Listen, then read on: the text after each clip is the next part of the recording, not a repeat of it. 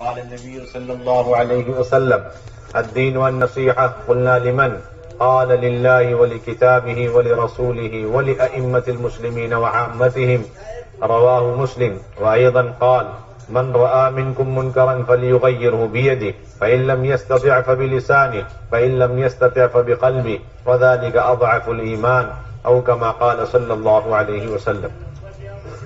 میرے انتہائی قابل احترام بزرگوں، دوستوں، عزیز ساتھیوں، اللہ رب العزت نے انسانوں کی دنیا اور آخرت کی کامیابی کے لیے چیزیں پیدا نہیں فرمائی. ان مخلوقات کو اللہ رب العزت نے انسانوں کی دنیا اور آخرت کی کامیابی کے لیے نہیں پیدا فرمایا، بلکہ انسان کی دنیا اور آخرت کی کامیابی کا ان پھیلے ہوئے دنیا کے نقشوں سے کوئی تعلق نہیں. یہ ہر زمانے میں، ہر دور میں انسانوں کو دھوکہ لگا، اور جو اس میں سمجھدار نکلے ان کو سب سے زیادہ دھوکہ لگا کہ انہوں نے دنیا کی ان چیزوں کو اپنی کامیابی کا ذریعہ سمجھا اور اپنی تمام تر صلاحیتیں، قوتیں ان دنیا کی چیزوں کے حاصل کرنے میں لگائی. جتنی بڑی بڑی شکلیں اور جتنے بڑے بڑے نقشے کامیابی کے ہو سکتے تھے، ہر نقشے اور ہر شکل کو ہر زمانے میں لوگوں نے اختیار کیا، اور اللہ رب العزت نے ان کو ان نقشوں میں رکھ کر ناکام کیا، یہ دکھلانے کے لیے کہ انسان کی کامیابی کا تعلق ان پھیلے ہوئے نقشوں سے نہیں، شکلوں سے نہیں ہے، ان سے وابستہ نہیں ہے. اس لیے کہ اللہ رب العزت انسان کو بنانے والے خالق و مالک ہیں، اور اللہ بہتر جانتے ہیں انسان کی کامیابی کس چیز کے اندر ہے، دنیا کی اور آخرت کی. اس لیے اللہ رب العزت نے انسان کو جس طرح پیدا کیا، اسی طریقے سے اس کی دنیا اور آخرت کی کامیابی کے لیے اعمال بھی عطا فرمائے، جس کو دین کہتے ہیں. قیامت تک ہر شخص اور ہر فرد اور ہر طبقے کی دنیا اور آخرت کی 100% کامیابی صرف اور صرف اس دین اور احکامات سے وابستہ ہے. جس زمانے میں، جس دور میں کوئی بھی کامیاب ہوا ہے، وہ محض ان اعمال کی برکت سے اور احکامات کی برکت سے کامیاب ہوا ہے. اس لیے حضرت جی مولانا یوسف صاحب رحمۃ اللہ علیہ فرمایا کرتے تھے کہ انسان جتنا اپنے جسم اور جسم کے اعضاء کو حکموں کے مطابق استعمال کرتا چلے جائے گا، اتنا اللہ رب العزت کامیابی اور کامیابی کے راستے اس کے سامنے کھولتے چلے جائیں، اور ظاہر کے خلاف کامیاب کریں، عقل کے خلاف کامیاب کریں گے، ظاہری نقشوں کے خلاف کامیاب کریں. اور جو شخص جتنا اپنے آپ کو، اپنے اعضاء جوارح کو اور اللہ کی دی ہوئی ان طاقتوں کو، قوتوں کو، صلاحیتوں کو اپنی مرضی کے مطابق استعمال کرے گا، احکامات کے خلاف استعمال کرے گا، اللہ رب العزت اتنا ہی اسے ناکام کرتے چلے جائے گا. یہ اللہ رب العزت کا قیامت تک کے لیے ایسا ضابطہ اور ایسی سنت ہے جس کے اندر قیامت تک کوئی تبدیلی نہیں. جس طریقے سے زمانے کے بدلنے کی وجہ سے چیزوں کی تاثیر نہیں بدلتی. جو چیز نمکین ہے اور جو نمک ہے وہ نمک ہے، اور جو مٹھائی ہے اور جو شکر ہے وہ شکر ہے. کوئی نہیں کہہ سکتا حالات بدل گئے، زمانے بدل گیا، اس لیے نمک نے مٹھائی کی تاثیر لے لی اور مٹھائی نے نمکینیت کی تاثیر لے لی. اسی طریقے سے قیامت تک یہ بات اٹل ہے، طے شدہ ہے کہ انسان اور انسان کے جتنے بھی قسمیں ہیں، طبقات ہیں، مرد ہوں، عورت ہوں، جوان ہوں، بوڑھے ہوں، شہری ہو، ہر ایک کی کامیابی اللہ رب العزت نے انہی احکامات کے اندر متعین کر دی اور منحصر فرما دی. اس لیے میرے بھائیوں، دوستوں، بزرگوں، حضرت جی مولانا یوسف صاحب رحمۃ اللہ علیہ فرمایا کرتے تھے یہ احکامات ہیں اور یہ انسان اور انسان کی طاقت قوت ہے. احکامات پر جتنی طاقت قوتیں لگ جائیں گی اتنی کامیابی. اللہ تعالیٰ نے ہر ایک کو کامیابی کے اسباب برابر دیے اور کامیابی کے احکامات بھی برابر دیے. اللہ تعالیٰ نے ہر شخص کو کامیابی کے اسباب اور کامیابی کے لیے اعمال یہ برابر دیے. احکامات سب کے لیے ہیں اور احکامات پر چلنے کے لیے جسم ہے، 2 آنکھیں ہیں، کان ہے، دل دماغ ہے اور حیات زندگی ہے. اگر کوئی شخص جیل میں، جنگل میں اور اپنے حیات اور اپنے اعضاء کو حکموں پر استعمال کرے گا، اللہ رب العزت اسے سربلندی اور عزتوں سے نوازیں گے. جیسے یوسف علیہ السلام جیل میں بھی رہے لیکن اللہ تعالیٰ نے انہیں احکامات کی پابندی کی وجہ سے کامیاب کیا. اور کوئی شخص حکومت میں ہے، وزارت میں ہے لیکن احکامات کے خلاف زندگی گزارا، تجارت میں ہے لیکن احکامات کے خلاف اس کی زندگی، وزارت میں ہے احکامات کے خلاف اس کی زندگی، تو اللہ رب العزت اسے اپنی قدرت سے ناکام کریں گے. جیسے اللہ تعالیٰ نے ہر زمانے کے بادشاہوں کو، نمرود کو، فرعون کو اور اسی طریقے سے تاجروں کو ناکام کیا. اللہ نے دکھلا دیا کہ جتنے طور طریقے تم اختیار کر رہے کامیابی کے لیے، جتنے اسباب اختیار کر رہے اس کے اندر کوئی کامیابی. بعض لوگوں نے سمجھا کہ جتنی فن طب میں ہم مہارت حاصل کریں گے اور جتنے ہم سائنس میں مہارت حاصل کریں گے اتنی کامیابی ہو جائے گی. مولانا الیاس رحمۃ اللہ علیہ فرمایا کرتے تھے کہ ڈاکٹری کا عروج کا زمانہ عیسیٰ علیہ السلام کا زمانہ، بہت عروج پر تھے. ان کے یہاں ہر بیماری کا علاج تھا، ہر بیماری کا علاج تھا. حضرت عیسیٰ علیہ السلام کے زمانے میں لوگ اس فن میں اتنا آگے نکل چکے اور اس کو کامیابی سمجھتے تھے، لیکن تین چیزوں کا ان کے پاس علاج نہیں تھا. ایک کوڑ کی بیماری کا علاج نہیں، اور دوسرا جو اندھا تھا اس کا کوئی علاج نہیں، اور تیسرے مردے کو زندہ کرنے کا کوئی علاج نہیں. یہ تین چیزوں سے وہ عاجز تھے. باقی ہر طرح کی کسی کو بیماری لگی ہے اسے ایک پاؤڈر جیسی چیز دے دی، اسے سونگا پسینہ نکلا، اسے سونگ کر دیکھا تو بیماری کا پتہ لگ گیا، اگلا پاؤڈر دے دیا اور کہہ دیا اسے سونگ لو تو ساری بیماری دور ہو گئی. لیکن احکامات زندگی میں نہیں تھے، اللہ نے ناکام کر دی. احکامات زندگی میں نہیں تھے، اللہ تعالیٰ نے انہیں ناکام کر دیا. ایک قوم تاجر گزری، قوم شعیب علیہ السلام کی قوم بڑی تاجر قوم، باہر سے بھی سامان آ رہا اور باہر سامان جا رہا، احکامات کی خلاف ورزی کرنے لگے. انہیں سمجھانے کے لیے شعیب علیہ السلام کو اللہ تعالیٰ نے بھیجا. نبیوں میں اللہ تعالیٰ نے ان کو سمجھانے کا بڑا عجیب ملکہ دیا. جا کے سمجھایا تو پھر انہوں نے کہا کہ آپ کی باتیں ہمیں سمجھ میں نہیں آ رہی. یہ ہوتا ہے، مال کا، تجارت کا نشہ چڑھ جاتا ہے تو نبیوں کی بات بھی سمجھ میں نہیں آتی. ہر چیز کا نشہ ہوتا ہے، مال و دولت کا نشہ، تجارت کا نشہ، تو ان کے سمجھ میں نہیں آئی. قالوا یا شعیب ما نفقه كثيرا مما تقول وانا لنراك فينا ضعيفا. اے شعیب آپ کی بات ہمیں سمجھ میں نہیں، آپ کیا بات کر رہے ہیں؟ یعنی دین سے ہوتا ہے، حکومت سے ہوتا ہے، احکامات سے ہوتا ہے، پھر یہ ساری تجارت اور یہ ساری زیب و زینت اور ظاہری شکلیں، ہمیں تو سب کچھ اسی میں نظر آ رہا ہے. اسی کی وجہ سے ہم بڑی عزت میں ہیں، بڑے اونچے مقام پر ہیں، اور آپ کہہ رہے ہیں کہ بھئی اس میں کچھ نہیں ہے. نہیں، کچھ سب کچھ تو اسی میں نظر ہے، اور دین میں تو ہمیں کچھ نظر نہیں آیا، اور آپ کہہ رہے دین پر چل. شعیب علیہ السلام نے بتایا کہ دیکھو تجارت کا دین ہے، اسے اختیار کرو. اور وہ لوگ جب تول کے دیتے تھے تو کم دیتے، جب لیتے تھے تو بھرپور لیا کرتے. اور اللہ تعالیٰ کا حکم آیا، شعیب علیہ السلام نے انہیں جا کے سمجھایا، وزنوا بالقسطاس المستقیم، صحیح ترازو سے تول کر کے لین دین کرو، ڈنڈی مار کام مت کرو. یہ لین دین کا حکم اللہ تعالیٰ نے ان کو سکھلانے کے لیے شعیب علیہ السلام کو بھیجا، لیکن ان کے سمجھ میں نہیں آیا. کاروبار کے اندر یا کاروبار کے لگنے میں کوئی برائی نہیں، لیکن وہ کاروبار یہ اللہ کے حکموں کے مطابق ہو تو آپ کامیاب ہوں گے. اس کاروبار میں اللہ کے حکم کی پابندی کی وجہ سے، کاروبار کی وجہ سے نہیں کامیاب ہوں گے آپ. یہ اصل اصولی بات.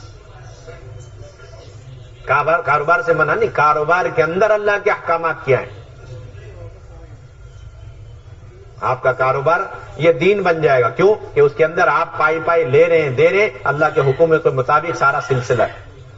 تو آپ اپنی تجارت میں کامیاب ہوں گے، تجارت کی وجہ سے نہیں بلکہ اس میں اللہ کا جو حکم تھا اسے پورا کیا. یہ اصل بنیاد.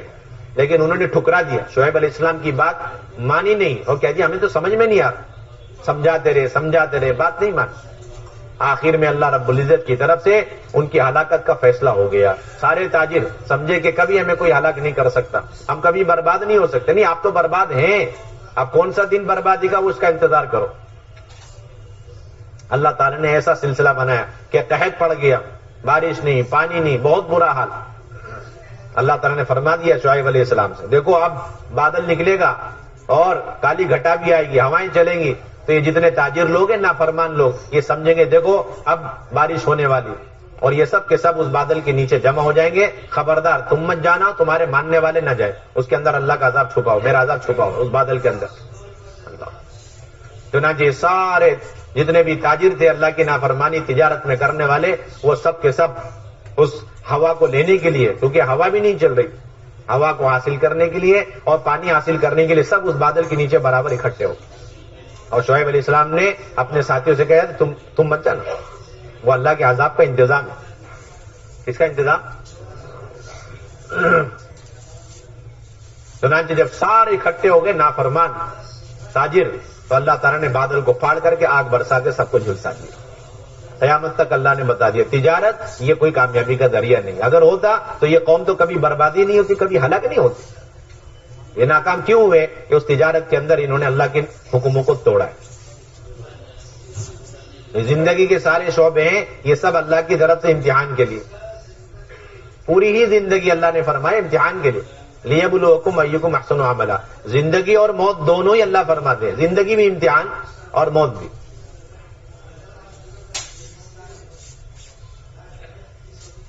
یہ دیکھنے کے لیے کون اچھا عمل کرتا ہے۔ اچھا عمل کا مطلب یہی ہے کہ ہر عمل کے اندر اللہ کے حکموں کی اتباع اور نبی پاک علیہ الصلوۃ والسلام کے طریقے کو اختیار کر، یہ دیکھنے کی اللہ تعالیٰ نے احکامات نازل فرمائے۔ بڑی کاشتکار قوم تھی قوم سبا، اور اللہ تعالیٰ نے ایسا ان کو نوازا کہ ایک ایک کے پاس 2 دھاری باغ تھی، 2 قطار میں اس کے باغ اور اس کے درخت لگے ہوئے۔ کوئی آدمی خالی ٹوکرا اپنے سر پہ رکھ کر کے اس کونے سے اس کونے پہ جائے تو بغیر ہلائے جلائے اس کا سارا ٹوکرا پھلوں سے بھر جائے۔ آب و ہوا اتنی عمدہ کہ کبھی وہاں والے بیمار نہیں ہوتے تھے، اور جو کہیں دائیں بائیں والے بیمار ہوتے تھے وہ اس گاؤں میں آ کے تھوڑے دن رہتے تھے اور ان کا علاج ہو جاتا تھا۔ ایسی عمدہ آب و ہوا اللہ کی نعمت ہے۔ اس سے ہونے والی پیداوار وہ اللہ کے راستے میں خرچ کرتے رہے، غریبوں پر خرچ کرتے رہے، یعنی اس سے حاصل ہونے والے پیداوار مال کے اندر اللہ کے حکموں کی پابندی کری، اس میں اللہ کے حکموں کو بھلایا نہیں۔ لیکن جب 1 پیڑھی 2 پیڑھی گزر گئی، آنے والی اگلی نسلوں نے اسے بھلا دیا، اللہ کو بھلا دیا، اللہ کے احکامات کو بھلا دیا، نافرمانی پہ تل گئے، اور اس سے ہونے والی پیداوار میں جو اللہ کے بندوں کا حق تھا وہ نہیں دیا۔ تو اللہ نے انہیں سمجھانے کے لیے، اللہ کی یہ شان کریمی رحیمی ہے، اللہ تعالیٰ نافرمانی پر اپنے بندوں کو فوراً پکڑ نہیں کرتا۔ یہ اللہ کا عجیب و غریب نظام۔ اللہ تعالیٰ سب کچھ دیکھ رہے ہیں، ہر عالم الغیب ہے، اور اس کی ساری نافرمانیوں پر اللہ کی نظر ہے، گرفت بھی ہے۔ اللہ دیکھتے ہیں، اور جس لمحے اللہ تعالیٰ کو علم ہے اور اللہ کی نظر ہے، اسی لمحے اللہ چاہیں ہر نافرمانی پہ اس کی اسی وقت گرفت کر لیں۔ لیکن اللہ کا یہ اللہ کی سنت نہیں، اللہ کی سنت ہے۔ اللہ تعالیٰ 70 ماہوں سے زیادہ بندوں سے محبت کرنے والے، اس لیے پورا موقع دیتے۔ کوئی ماں اپنے بچے کو آگ میں جلتی ہوئی جس طرح پسند نہیں کرتی، برداشت نہیں، اس سے 70 گنا زیادہ اللہ تعالیٰ اس کو اللہ تعالیٰ برداشت نہیں کرتے کہ میرے بندے یا بندیاں یہ جہنم میں جائیں، اللہ برداشت نہیں۔ اس لیے اللہ تعالیٰ نبیوں کو بھیجتے، برگزیدہ بندوں، یہ بھول گئے بھٹک گئے، احکامات کو بھولا چکے، انہیں جا کے سمجھاؤ۔ تو اللہ تعالیٰ نے نبیوں کو بھیجا، انہوں نے جا کے سمجھایا، انہوں نے کہہ دیا کہ یہ تو ہماری عقل کی پیداوار ہے، یہ اللہ کی طرف سے کوئی نعمت نہیں ہے، یہ تو ہم نے اپنے تجربے سے سارے کمال حاصل کیے، کہ نہیں یہ تو اللہ کی طرف سے دین ہے۔ تمہارے آبا و اجداد اس کے اندر اللہ کے حکموں کو پورا کیا کرتے تھے، تم بھی پورا کرو، تو جس طرح تمہارے آبا و اجداد تک وہ باقی رہا تمہارے پاس بھی باقی رہے گا، ورنہ اللہ تعالیٰ تمہیں بھی ہلاک کریں گے، اور یہ سارے حالات جو اچھے ہیں تمہارے وہ سب برباد ہو جائیں گے، ساری کھیتی اجڑ جائے گی، سارے باغات ختم ہو جائیں گے۔ مانے نہیں، اللہ تعالیٰ نے ان کو سمجھانے کے لیے 9 نبیوں کو بھیجا۔ اتنے نبیوں 9 نبیوں کو بھیجا، جاؤ سمجھاؤ، جاؤ سمجھاؤ۔ وہ ہمیشہ ہر نبی کو ٹھکراتے رہے۔ آخر میں اللہ رب العزت کا عذاب آیا، جس جو ہے ڈیم سے وہ اپنے تمام باغات کو سیراب کیا کرتے تھے، اسی کو اللہ نے اپنی قدرت سے توڑا، اور سارے باغات اور ساری آبادی بستی سب تباہ و برباد ہو گئی۔ کچھ لوگوں کو اللہ نے حکمت سے پہلے باہر نکال دیا تاکہ انہیں عبرت حاصل ہو۔ جب وہ واپس آئے ہلاکت کے بعد تو وہ کہنے لگے ہم تو بھٹک گئے، ہم تو اپنی بستی میں نہ آئے، کسی اور جگہ آ گئے، اور جا کے ادھر ادھر اپنی بستی تلاش کری تو انہیں اپنی بستی نظر نہیں آئی. پھر دوبارہ گھوم پھر کے وہ وہیں پر آئے تو انہیں یقین ہو گیا یہی ہماری بستی ہے, یہی ہماری بستی کی جگہ, لیکن یہاں پر کوئی باغ نہیں ہے اور کوئی درخت نہیں اور یہاں کوئی انسان سانس لینے والا نہیں, سب ہلاک ہو چکے ہیں. اب ان کے سمجھ میں آئی کہ نبیوں کی دعوت کیا تھی. تو اللہ تعالیٰ نے باغ والوں کو اور کاشتکاروں کو سمجھایا قیامت تک کہ یہ کامیابی والا راستہ نہیں ہے, اس کے اندر اللہ کے احکامات ہے اسے پورا کرو, اس کے اندر اللہ کے احکامات ہے اسے پورا کرو. تو احکامات کی وجہ سے تم کامیاب ہو. کس کی وجہ؟ احکامات کی وجہ سے انسان کامیاب. حضرات صحابہ رضی اللہ عنہم اجمعین ملکوں میں گئے, صرف ان ملکوں میں تھوڑی تعداد میں گئے, کم تعداد میں تھے, ظاہری انتظام بھی کم تھا, لیکن 100% کامیاب اس لیے ہوئے کہ وہ اللہ کے احکامات کے پابند تھے, جس کی وجہ سے اللہ نے ان کو کم تعداد میں ہوتے ہوئے, کم انتظامات کے ہوتے ہوئے اللہ نے انہیں کامیاب کر دی. جب صحابہ کی جماعت پہنچی, ملک شام پہنچ گئی, فارس کا بادشاہ وہاں سے بھاگا اور پھر اس نے چین کے بادشاہ سے مدد حاصل کرنے کی کوشش کری, اپنا قاصد بھیجا. تو چین کے بادشاہ نے کہا کہ یہ مدینے سے آئے ہوئے مسلمان تو بہت تھوڑی تعداد میں, ان کے پاس ظاہری انتظامات بھی بہت کم ہیں, اور تم تو ہر طرح کی جدید چیزیں تمہارے پاس موجود ہیں, تعداد بھی زیادہ ہے, انتظامات بھی خوب ہیں, پھر کیا وجہ ہے کہ وہ تم پر غالب آ گئے حتیٰ کہ تمہیں تمہاری بستی سے نکلنا پڑا. مجھے سمجھ میں نہیں آئی بات. ایسا محسوس ہوتا ہے کہ ان کے اندر کوئی ایسی خوبی ہے جو تمہارے اندر نہیں, اور تمہارے اندر کوئی ایسی خرابی ہے جو ان مسلمانوں میں نہیں, جو مدینے سے آئے. میں کچھ سوال کروں گا, اس کا جواب دو. تو پہلا سوال کیا کہ یہ بتاؤ کہ یہ وعدے کے کیسے؟ تو بتایا کہ یہ مدینے سے آئے مسلمان وعدے کے بڑے پکے. یہ مسلمان وعدہ خلافی نہیں کرتا. وعدہ خلافی یہ تو نفاق کی علامت ہے. مسلمان کی کامیابی کی ایک بنیادی وجہ وعدے کا پکا ہوتا ہے. زبان دے دی تو اب اس کے خلاف کچھ نہیں. ایک کافر سے پوچھ رہا ہے اور سچی خبریں وہ دے رہا ہے کہ یہ آنے والے وعدے خلافی نہیں کرتے. دوسرا سوال کیا یہ اپنی امیر کی اطاعت میں کیسے؟ کہ یہ اپنے امیر کی سب سے زیادہ اطاعت کرنے والی قوم. دوسرا سوال کا جواب یہ اپنے امیر کی, پتا چلا کہ اللہ کی غیبی مدد اور نصرت یہ اطاعت کی بنیاد پر ہے. کس کی بنیاد پر؟ امیر کی اطاعت کی بنیاد پر. اللہ کی ساری غیبی مدد نصرتیں جو کرنے اول میں ملتی ہیں وہ اطاعت کی بنیاد پر ملتی. آپس کی اجتماعیت اسی سے پیدا ہو. اور تیسری بات بتائی کہ جب میدان میں اترتے کیا کرتے, تو بتایا کہ یہ میدان میں اتر کے دین کی دعوت دیتے ہیں, اگر نہ مانو تو پھر جزیے کی بات رکھتے ہیں, اور اگر نہیں ہے تو پھر اس کے بعد یہ میدان چھوڑ کے واپس نہیں جاتے, چاہے ان کی جان چلی جائے. اللہ کا پیغام پہنچا کر ہی واپس ہوتے, چاہے اس میں ان کی جان چلی جائے, چاہے شہید ہو جائے. پھر پوچھا کہ یہ بتاؤ کہ یہ حلال کو حرام اور حرام کو حلال تو نہیں کرتے؟ تو اس قاصد نے کہا کہ نہیں, ان کے یہ باتیں حلال ہیں اور یہ اس کو حلال سمجھ کر اس پر عمل کرتے, یہ باتیں حرام ہیں اور اس کو حرام یقین کر کے اس سے بچتے. یہ سن کر اس پکے جو ہے بادشاہ نے, کافر بادشاہ نے کہا کہ اگر یہ باتیں ہیں تو یاد رکھنا یہ قوم ایسی ہے مسلمانوں کی جو مدینے سے آئی ہے کہ انہیں کوئی ہلاک نہیں کر سکتا. ان کے اپنی اندر کی طاقت ہے جس کا باہر کی طاقتیں مقابلہ نہیں کر سکتی. ایمان اعمال کی طاقت ہے. آج یہ یقین تو مسلمانوں کے اندر بھی نہیں جو اس زمانے کے کافر کے اندر. بتائیے, اسے پکا معلوم ہے, حالانکہ اس کے پاس ظاہری اسباب ہے, سب کچھ ہے. آزمائے بغیر, تجربہ کیے بغیر وہ کہہ رہا ہے کہ پکی بات ہے ان سے تو کوئی مقابلہ کر نہیں سکتا, کیونکہ ان کے اندر جو طاقت ہے وہ ان کے اپنے ایمان اور اعمال کی طاقت ہے, وہ اللہ کی طرف سے ملی ہوئی طاقت, اللہ کی مدد ان کے ساتھ ہے. اب ظاہری کوئی نظام ان کا مقابلہ نہیں کر سکتا. اس لیے مولانا یوسف رحمۃ اللہ علیہ فرمایا کرتے تھے کہ اگر مسلمان بھی اسباب کی بنیاد پر میدان میں اترے گا تو پھر مادے کا مادے سے مقابلہ ہوگا. کس کا کس سے مقابلہ؟ سبب کا سبب سے مقابلہ. تو پھر جو کوانٹٹی میں اور کوالٹی میں زیادہ ہے وہ غالب آئے گا. یہ اصولی بات, سبب کا سبب سے مقابلہ ٹکراؤ ہو جائے تو جو کوانٹٹی کوالٹی میں زیادہ ہے وہ غالب ہو جائے اور دوسرا مغلوب ہو جائے.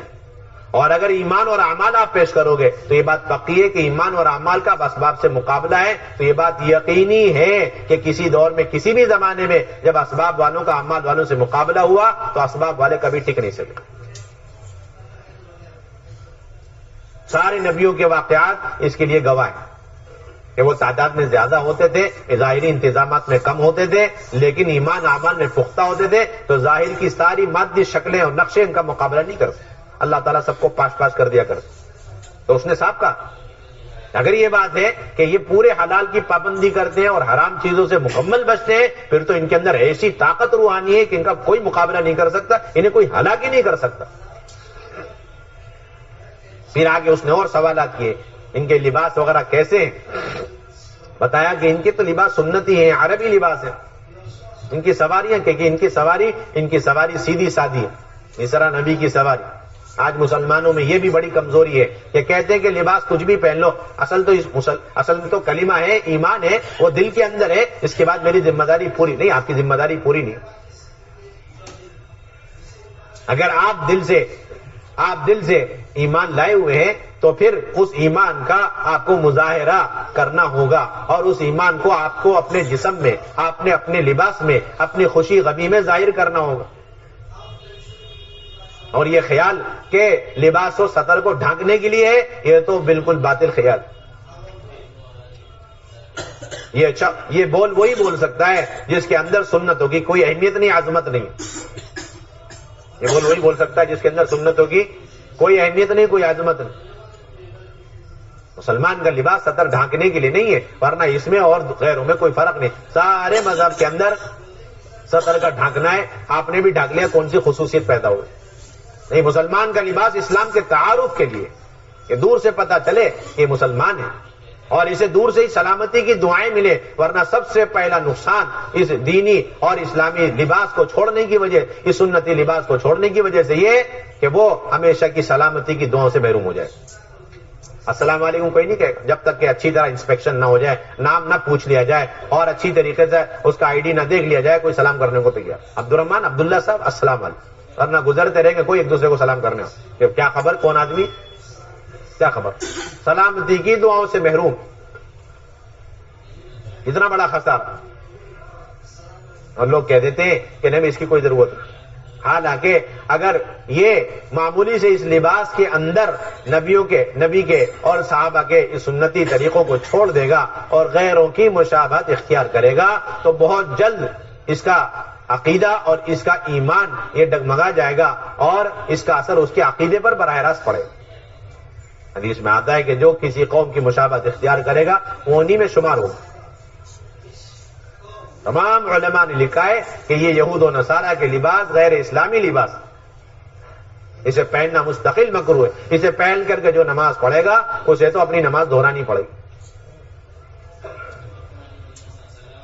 ہر طرح کے لباس پہنے ہوئے، طبیعتوں میں آزادی ہے، اللہ کے نبی کی سنت ہے، لباس کے اندر نمونہ ہے اللہ کی نبی کی زندگی، خوشی غمی میں اللہ کی نبی کی زندگی ہمارے لیے نمونہ ہے، عبادت کے اندر بھی نمونہ ہے۔ آپ اپنی مرضی سے بڑھ چڑھ کر عبادت کریں اور وہ عبادت کا طریقہ وہ نبی کے طریقے سے ہٹا ہوا ہو تو وہ قابل قبول نہیں، کوئی قابل قبول۔ عبادت کے اندر آپ نے شوق سے، آپ اخلاص کے ساتھ، علم بھی آپ کے اخلاص کے ساتھ، اچھے جذبے کے ساتھ بہت زیادہ عبادت آپ کرنا چاہتے ہیں، لیکن وہ نبی کے طریقے سے ہٹا ہوا ہے، اس میں نبی کی سنتوں کا لحاظ نہیں ہے، تو وہ عبادت بھی قابل قبول نہیں۔ 3 صحابی آئے اور عرض کرنے لگے یا اب حضور صلی اللہ علیہ وسلم کی بیویوں اور امہات المومنین سے کہ ہمیں نبی کے اعمال تو بتائے، گھر میں کیا اعمال کرتے؟ تو انہوں نے بتایا کہ وہ اللہ کے نبی صلی اللہ علیہ وسلم اپنی بیویوں سے ملتے بھی ہیں، اللہ کے نبی صلی اللہ علیہ وسلم گھر میں کھانا بھی کھاتے ہیں اور آرام بھی فرماتے ہیں، روزے بھی رکھتے ہیں، روزے بھی چھوڑتے ہیں۔ تو یہ 3 صحابہ آپس میں مشورہ کر کے کہنے لگے یہ تو بہت کم اعمال محسوس ہو رہے، ہم نے جیسا سوچا تھا، ہم نے یہ سوچا تھا کہ بہت زیادہ اعمال ہوں گے گھر کے اندر، ہم بھی ان اعمال کی پابندی کریں گے، یہ تو بہت کم اعمال ہے۔ پھر خود ہی کہنے لگے کہ اللہ کے نبی کو زیادہ اعمال کی ضرورت کیا ہے، اگلے پچھلے سارے گناہ معاف ہیں، ہمیں اپنے آپ کو نبی پر قیاس نہیں کرنا چاہیے، ہمیں تو اپنے آپ سے محنت زیادہ کرنی چاہیے، زیادہ عبادتیں کرنی چاہیے، زیادہ روزے رکھنے چاہیے۔ چنانچہ تینوں میں سے ایک نے عجیب عزائم کیے، ایک نے کہا کہ میں تو شادی نہیں کروں، ایک نے کہا میں تو کبھی روزہ چھوڑوں گا ہی نہیں، اور ایک چلے گئے تینوں۔ اللہ کے نبی گھر تشریف لائے تو امہات المومنین نے کارگزاری سنا دی کہ وہ 3 صاحب آئے تھے، 3 شاگرد آئے تھے، 3 صاحب آئے تھے اور آ کر کے ایسے سے آپ کے بارے میں معلوم کیا، اور آخر میں وہی ہمارے سامنے پردے میں انہوں نے عزائم کی مجلس لگائی۔ ایک نے کہا میں روزہ ہی رکھوں گا، چھوڑوں گا ہی نہیں، ایک نے کہا میں شادی نہیں کروں گا، ایک نے کہا میں حضور صلی اللہ علیہ وسلم بڑے ناراض، یعنی کہ ماشاءاللہ بڑا جذبہ پیدا ہو رہا، بڑا شوق پیدا ہو رہا، ناراض ہو گئے اللہ کے نبی صلی اللہ علیہ وسلم، سیدھے ممبر پہ تشریف لے گئے، اور ممبر پہ تشریف لے جا کر آپ نے فرمایا کیا بات ہے، بعض لوگ ایسے ہیں کہ جو میری سنتوں سے بے رغبتی اختیار کرتے ہیں، جبکہ میں ان سب سے زیادہ اللہ سے ڈرنے والا ہوں، پھر بھی میں شادی کرتا ہوں، اور پھر بھی میں کھانا کھاتا ہوں، اور کبھی میں روزہ رکھتا ہوں، کبھی میں چھوڑتا ہوں۔ پھر آپ نے فرمایا فمن رغب عن سنتی فلیس منی، جو میری سنتوں سے بے رغبتی اختیار کرے گا وہ ہم میں سے نہیں۔ جب بتائیں آپ عبادات کے اندر نبی کے طریقے کی ہم پابند ہیں، اور اس کے اندر اپنی مرضی سے، اپنے شوق اور اچھے جذبے سے ہم اپنے طور پر زیادہ عبادات کر لیں، وہ اللہ کے نبی کے نزدیک قابل پسندیدہ نہیں، قابل قبول نہیں ہے۔ تو آپ اندازہ لگائیں باقی جتنے بھی اور طور طریقے، عادتیں، ضرورتیں ہیں، اس کے اندر ہم کیسے آزاد ہو سکتے ہیں؟ آپ نے اغیار کی کسی چیز کو برداشت نہیں کیا، کسی چیز کو برداشت نہیں کیا۔ صحابہ کی جماعت نے دیکھا کہ جنگ سے فارغ ہونے کے بعد یہ کفار اپنے اوزار کو ایک درخت پہ لٹکا دیتے، معمولی سی بات ہے، اپنے اوزار درخت میں لٹکا دیتے۔ صحابہ نے عرض کیا رسول اللہ صلی اللہ علیہ وسلم یہ تو ایک معمولی سی ضرورت ہے، ہمیں بھی اجازت دیں، ہم بھی ایک درخت اپنے لیے متعین کر کے فارغ ہونے کے بعد اپنے اوزار ہتھیار اس میں لٹکا دیا کریں۔ اتنی معمولی سی درخواست، جیسے ہینگر ہوتا ہے نا، سب کے گھر میں ہینگر، ہم بھی ایک ہینگر لگا لیں، ایسی بات تھی۔ اس جملے پر اللہ کے نبی نے کیا فرمایا، بڑی عبرتناک بات فرمائی۔ آپ نے فرمایا کہ تم تو ایسے مجھ سے مطالبہ کر رہے ہو جس طرح بنو اسرائیل نے گزرتے کچھ لوگوں کو دیکھا کہ بچڑے کی عبادت کر رہے ہیں، تو انہوں نے کہا کہ ہمارے لیے بھی بچڑے کی عبادت کی اجازت دے دی جائے، یعنی بت پرستی کی ہمیں بھی بت پرستی کی اجازت ہمیں بھی دے دی جائے۔ کہاں ایک جو ہے معمولی درجے کی ایک ضرورت کہ فارغ ہونے کے بعد اپنے اوزار ہتھیار کو ایک جو ہے درخت پہ لٹکانے میں غیروں کی مشابہت اختیار کرنا، اور کہاں بنو اسرائیل کا موسیٰ علیہ السلام سے بچڑے کی عبادت کی درخواست کرنا۔ اس کا صاف مطلب یہ کہ اللہ کے نبی یہ سمجھانا چاہتے ہیں کہ معمولی ضرورتوں کو پورا کرنے میں آج اگر یہ مسلمان غیروں کے طور طریقے ان کی مشابہت اختیار کرے گا، اس کے اثرات براہ راست اس کے عقیدے پہ پڑے گا۔ مسلمان بس یہ سمجھتا ہے بس نماز پڑھ لو، بھائی نماز تو کفر اور ایمان کے درمیان فرق کرنے والی چیز ہے، لیکن آپ کے ایمان کی حفاظت کس کے ذریعے سے ہے؟ آپ کے عقیدے کا تحفظ کس کے اندر؟ آپ کے ایمان اور آپ کے عقیدے کا تحفظ 100% زندگی کے اندر ہر مرحلے میں اللہ کے نبی کی سنتوں کی پابندی پر آپ کے ایمان کی اور آپ کے عقیدے کی پوری حفاظت۔ صرف آپ نماز پڑھ کر کے اپنے ایمان کی حفاظت نہیں کر سکتے، صرف روزہ رکھ کر کے آپ اپنے ایمان کی حفاظت نہیں کر سکتے، صرف زکات دے کر کے آپ حفاظت نہیں کر سکتے۔ کب کس وقت یہ مسلمان روزہ رکھتے رکھتے مرتد ہو جائے، حج کرتے کرتے مرتد ہو جائے، زکات دیتے دیتے مرتد ہو جائے، کہہ نہیں سکتے۔ یاد رکھ لو آپ اس ہے بہت سارے نماز پڑھتے پڑھتے ہو گئے مرتد، روزے رکھتے رکھتے مرتد ہو گئے، زکات لاکھوں روپے دے رہے ہیں، غریبوں پہ بانٹ رہے ہیں، تقسیم کر رہے ہیں۔ کیوں کہتے ہیں بھائی فرائض پہ تو ہم قائم ہیں؟ نہیں، فرائض تو عجیب حدیث، اسلام کی بنیاد 5 چیزوں پر بتائی۔ کتنی چیزوں پر؟ 5 چیزوں پر بتائی۔ ایک کلمہ ہے، اور دوسرا نماز، اور تیسرا زکات، اور 14 روزے، اور 5واں حج۔ اور سب کو معلوم ہے کہ بنیاد نظروں میں نہیں آتی، بنیاد ہمیشہ نظروں سے چھپی اور اوجھل ہوتی، مخفی ہوتی۔ تو جب اسلام کی بنیاد یہ 5 ہے تو اسلام کی تعمیر کیا ہے؟ اسلام کی عمارت کہاں ہے؟ اسلام کی عمارت کہاں ہے؟ یہ تو بنیاد ہے، فاؤنڈیشن، تو اس کا اسٹرکچر، اس کی تعمیر کہاں ہے؟ عمارت کہاں ہے؟ یہ 24 گھنٹے کی زندگی اللہ کے حکم اور خصوصاً نبی کے طریقے پر گزارنا، یہ اوپر کا اسلام ہے، سارا کا سارا یہ عمارت ہے۔ یہ کیا ہے؟ یہ عمارت۔ 24 گھنٹے کی زندگی یہ نبی کے طریقے پر گزرے، اس لیے حضرات صحابہ رضی اللہ عنہ مجمعین ایسے نبی کی سنتوں کی پابندی کرتے تھے کہ آج کا کوئی شخص ان کی زندگی اور سیرت اٹھا کے پڑھے تو یقین کر لے گا یہ باولا ہے، بے وقوف ہے، مجنون آدمی ہے۔ عبداللہ بن عمر رضی اللہ تعالیٰ عنہ سفر میں جا رہے، اچانک سواری سے نیچے اترتے ہیں اور ایک درخت کے قریب جا کر اس طرح بیٹھتے ہیں جس طرح کوئی آدمی قضاء حاجت کرتا ہے، حالانکہ انہیں قضاء حاجت نہیں تھی۔ ساتھیوں نے پوچھا یہ کیا کیا آپ نے؟ کہا کہ نہیں، اللہ کے نبی صلی اللہ علیہ وسلم کو میں نے زندگی میں ایک مرتبہ اس راستے سے جاتے ہوئے اس درخت کے نیچے اتر کر کے اپنی حاجت پوری کرتے ہوئے دیکھا، میرا جی چاہا اپنے حبیب کی نقل اتارو۔ آج کا مسلمان کہتا ہے ان سب کی ضرورت نہیں، جیسے چاہے ضرورتیں پوری کرو، حاجتیں پوری کرو، نہیں۔ لقد کان لکم فی رسول اللہ اسوۃ حسنہ، اللہ تعالیٰ نے صاف فرمایا قیامت تک اللہ کے نبی کی زندگی اسوہ حسنہ ہے. زندگی فرمایا، یہ نہیں فرمایا نماز اسوہ حسنہ ہے، یہ نہیں فرمایا زکوٰۃ اسوہ حسنہ ہے، پوری زندگی اللہ کے نبی کی، آپ کی پوری زندگی کے لیے، قیامت تک کے لیے، ہر فرد کے لیے، مرد ہو عورت ہو شہری ہو دیہاتی ہو، کتنی ترقی کا زمانہ ہو، لیکن بہترین نمونے والی زندگی صرف اور صرف اللہ کے نبی صلی اللہ علیہ وسلم کی. دنیا کی ترقی اس میں ہے کہ وہ آگے دیکھ کر کے چلے، ایک مسلمان کی ترقی اس میں ہے کہ 1400 سال پہلے اللہ کے نبی کی زندگی کو دیکھ کر چلے. بس یہ فرق ہے بنیادی. غیروں کی ترقیاں، دنیا والوں کی ترقیاں یہ ہے کہ آج اور کل کی چیزوں کو دیکھ دیکھ کر کے چلے، جو نئی نئی چیزیں پیدا ہو رہی ہے اسے اپناتے ہوئے جائیں، یہ ان کی اپنی ترقی ہے. اس میں ترقی کیا ہے؟ جلدی ہلاک ہو جائیں گے اور کچھ نہیں. جتنی جدید چیزوں کا استعمال اتنی جلدی ہلاکت. عجیب بات مولانا یوسف رحمۃ اللہ فرمایا کرتے تھے، یوں فرماتے تھے ایک تو اللہ تعالیٰ نے وہ طاقت رکھی ہے، ایک تو وہ طاقتیں جو اللہ تعالیٰ نے انسان کے اندر رکھی ہیں، آنکھ کی طاقتیں، کان کی طاقت ہے، زبان کی طاقت، دل کی طاقت، ہاتھ پاؤں کی طاقت، دماغ کی طاقت ہے، پورے جسم کی طاقت. اور ایک آسمان، زمین، چاند، سورج، یہ ساری مخلوقات اور کائنات کی طاقت.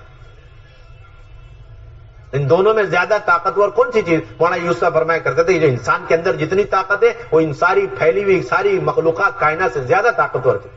اس کی اس طاقت کے مقابلے میں یہ ساری کائنات کی طاقت ایسے جیسے سمندر کے سامنے قطرہ. فرماتے تھے یہ انسان جتنا اپنے جسم کو، اپنی عقل کو، اپنی آنکھوں کو، اپنی زبانوں کو، اپنے اللہ کی طرف سے دی ہوئی ان سارے اعضاء اور اعضاء کے اندر رکھ، ان کو جتنا اللہ کے حکموں پر استعمال کرے گا، یہ ظاہر کی ساری طاقتیں ختم ہوتی ہی چلی جائیں گی، کمزور پڑتی چلی جائیں گی. جیسے ایک مسلمان اور ایک معمولی ادنا درجے کے مومن کے سامنے فرشتے کی طاقت کی بھی کوئی حیثیت نہیں. آسمان زمین کی کیا طاقت؟ اور جو جتنا اللہ کی عبادت یا پھر دین کی محنت میں ظاہری ان نقشوں کو استعمال کرے گا، اسباب اور آلات کو استعمال کرے گا، تو فرماتے تھے اتنا اس کے جسم کے اندر اللہ کی طرف سے دی ہوئی امانت کے طور پر یہ ساری طاقتیں ختم ہوتی چلی جائیں، کمزور پڑتی چلی جائیں. ایک عمل اخلاص سے ایک مومن کرتا ہے، ایک عمل اخلاص کے ساتھ، کہ وہ لوہے سے اور پتھروں اور پہاڑوں سے اور دریاؤں اور سمندروں سے اور ہواؤں سے اور آسمان زمین تمام چیزوں سے زیادہ طاقتور ہے. اگر 1 روپے اخلاص کے ساتھ وہ صدقہ کر دے،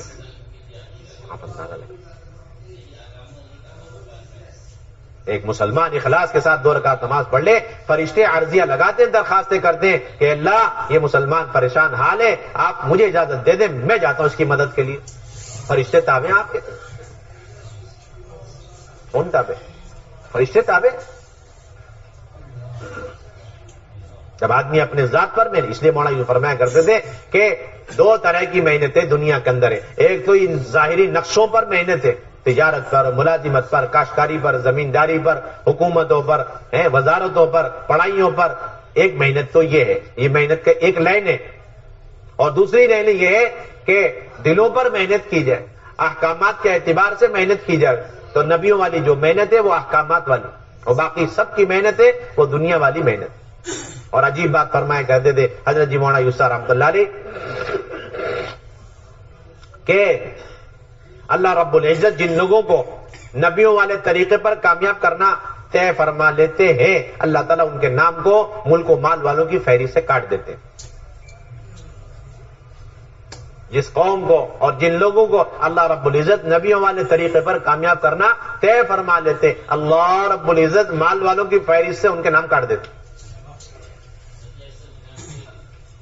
اور پھر اگر اس کے بعد یہ قوم اور یہ لوگ ملک اور مال کے راستے سے کامیابی طلب کریں گے اور ملک و مال کے راستے سے عزت سربلندی حاصل کرنے کی کوشش کریں گے، تو اللہ رب العزت ان کے اوپر خون خرابوں کو، ذلت و خواری کو مسلط فرما دیں گے.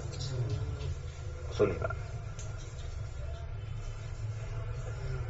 بہت اصولی بنیادی بات. اس لیے فرماتے تھے غیروں کے چمکنے کے لیے اللہ نے ملک و مال بنائے، لیکن مسلمان کے چمکنے کے لیے اللہ تعالیٰ نے ایمان اور اعمال بنائے. بس اصولی بات. مسلمانوں کے چمکنے کے لیے ایمان اور اعمال، اور غیروں کے چمکنے کے لیے ملک و مال. کہ مسلمان اگر ملک و مال کے راستے سے چمکنا چاہے گا، اللہ تعالیٰ فوراً ذلیل کرے، جیسے کبھی بھی اس راستے سے چمکنے نہیں دیں گے اللہ. اس کے چمکنے کا ایک ہی راستہ ہے، ایمان اور اعمال، اللہ کے احکامات، اس کی تابعداری، فرما برداری۔ تو حضرت عبداللہ بن عمر رضی اللہ تعالیٰ کا یہ حال، ناراض ہو جاتے تھے اگر کسی کو اللہ کے نبی کی کوئی سنت بتائی اور اس نے وہ بات نہیں مانی تو ایسے ناراض ہوتے تھے کہ موت تک اس سے کلام کرنے کو تیار نہیں، کہ میں اللہ کے نبی کا سنت طریقہ تمہیں سکھلا رہا ہوں اور تم اس کی خلاف ورزی کرتے ہو، میں تم سے موت تک بات نہیں کروں گا، چاہے ان کا بیٹا کیوں نہ ہو۔ ایک درخت تھا، جا کر حضرت عبداللہ بن عمر رضی اللہ تعالیٰ سے پانی دیا کرتے تھے، اس کی آبیاری کرتے تھے، اس کی حفاظت کرتے تھے۔ کسی نے پوچھا اس درخت میں ایسی کیا خصوصی؟ کہ نہیں، اللہ کے نبی صلی اللہ علیہ وسلم سائے کے طور پر اس درخت کے نیچے بیٹھے، اس لیے میرا جی چاہا کہ بھائی اس کی حفاظت کی جائے۔ روایتوں میں آتا ہے کہ جب تم عبداللہ بن عمر رضی اللہ تعالیٰ کو دیکھ لو اس حال میں کہ وہ نبی کے سنتوں کو تلاش کر رہے ہیں تو تمہیں یقین ہو جائے گا یہ آدمی مجنون آدمی۔ بلکہ یوں ایک مثال ملتی ہے سیرت کے اندر کہ اونٹنی اپنے گمشدہ بچے کو صحرا میں جس طرح تلاش کرتی ہے، یہاں تک کہ اپنی جان بھی دے دیتی ہے، اس سے کہیں گنا زیادہ حضرت عبداللہ بن عمر رضی اللہ تعالیٰ اپنے حبیب صلی اللہ علیہ وسلم کی سنت کو تلاش کیا کرتے ہیں۔ مثال ملتی ہے سیرت کے اندر۔ اور آج کا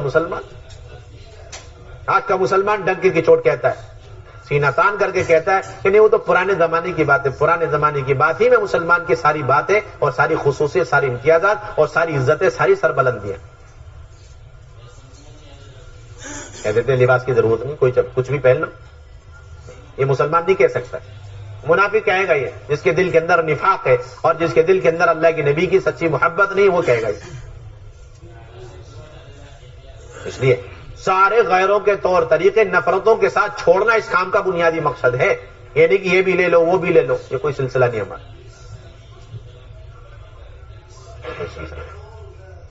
مولانا یوسف علی فرما گئے کہ رواجی طریقوں کو نفرت کے ساتھ چھوڑو، نہ عادتوں کے اندر رواجی طریقوں کی گنجائش ہے، نہ عبادات کے اندر کوئی گنجائش ہے، نہ دعوت کی محنت کے اندر گنجائش، نہ تعلیم و تعلم کے اندر گنجائش۔ سب کی سنتیں متعین ہیں قیامت تک کے لیے۔ کسی بھی عمل میں یہ امت یتیم اور لاوارث اور بے یار و مددگار نہیں ہے کہ یہ کہیں کہ بھائی اس میں نئے طریقے ہمیں اختیار کرنے پڑیں گے، اس میں تو کوئی نبی کا طریقہ ہمیں سمجھ میں نہیں آ رہا۔ اگر نبی کا طریقہ ہے بھی تو آج کے دور کے لیے سوٹیبل نہیں اور مناسب نہیں ہے، ہمیں تو اپنے تجربے سے کام کرنا چاہیے۔ آپ اپنے تجربے اپنے پاس رکھیں، آپ مقتدی بنے اور سیرت کو امام بنے اور آگے چلتے رہے۔ اس لیے حضرت عمر رضی اللہ تعالیٰ فرما گئے کہ یہ رائے والے ہمیشہ سنتوں کے دشمن۔ یہود و نصارہ کی وجہ سے سنتوں اور دین کو اتنا نقصان نہیں پہنچا جتنا ان مسلمانوں کی وجہ سے جو اپنے رائے کے مطابق دین پر چلتے سنتوں کو چھوڑ دیتے۔ یہ سنتوں کے دشمن کون ہے؟ سنتوں کے دشمن، کوئی گنجائش۔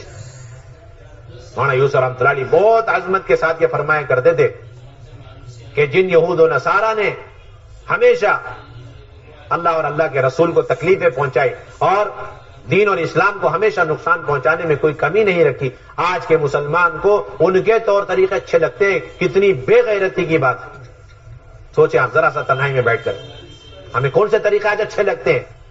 اس نبی کے طریقے، اس ہستی کے طریقے اچھے لگتے ہیں جنہوں نے ہم تک دین کو پہنچانے اور دنیا اور آخرت میں کامیاب کرنے کے لیے اپنے گھر کے 3 مہینے تک چولہے بجھا دیے، اپنے مبارک پیٹ پہ 2 پتھر باندھے،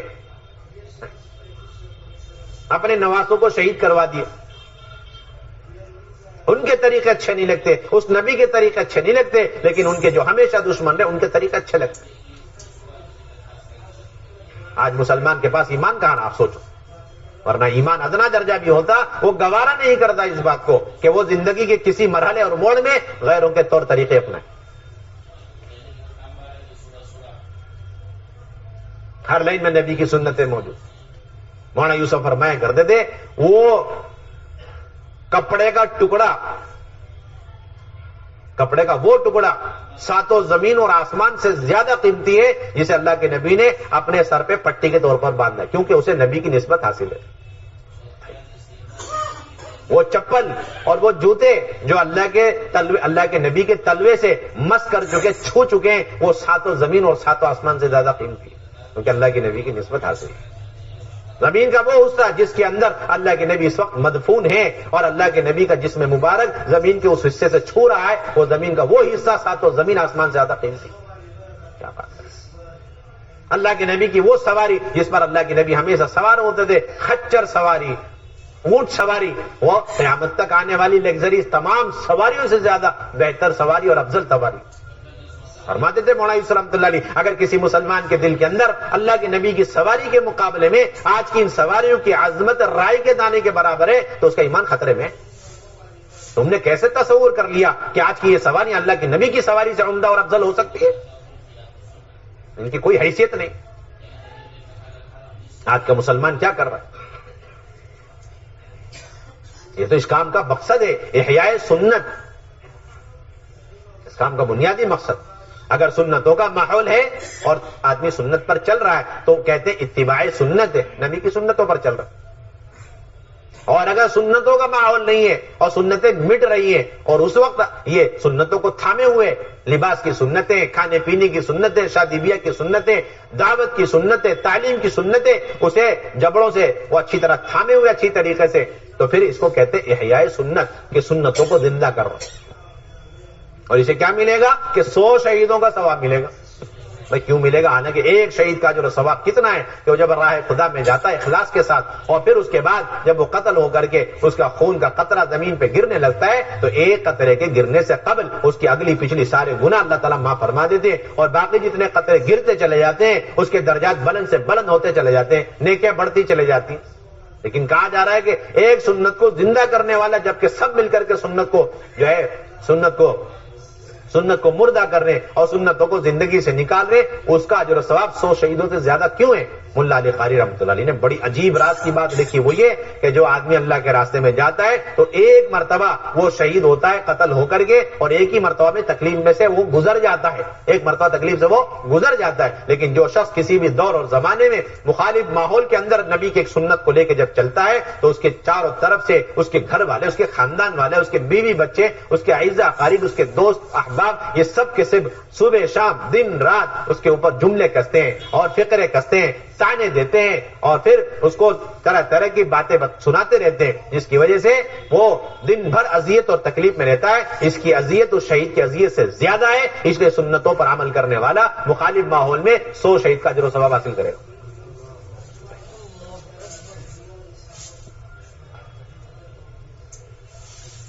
صحابہ تو تعویل بھی نہیں کرتے. آج تو ہم اور آپ تعویل کرتے ہیں، صحابہ تعویل بھی نہیں کرتے. معلوم یہ ہو گیا اللہ کی نبی کی رضا نہیں ہے تو چھوڑ دیا، اللہ کی نبی کی رضا نہیں ہے چھوڑ دیا اسے. حضور صلی اللہ علیہ وسلم تشریف لے جا رہے، دیکھا ایک عمارت ہے اونچی، آپ نے پوچھا کس کی؟ انہوں نے عرض کیا فلاں صحابی کی. آپ خاموش تشریف لے گئے. بعد میں وہ صحابی حضور کی خدمت میں حاضر ہوئے اور سلام کیا تو آپ صلی اللہ علیہ وسلم نے جواب نہیں دیا. ناراضگی چہرے پر ظاہر تھی، وہ پریشان ہو گئے. اگل بغل کے ساتھیوں سے پوچھا کیا بات ہے؟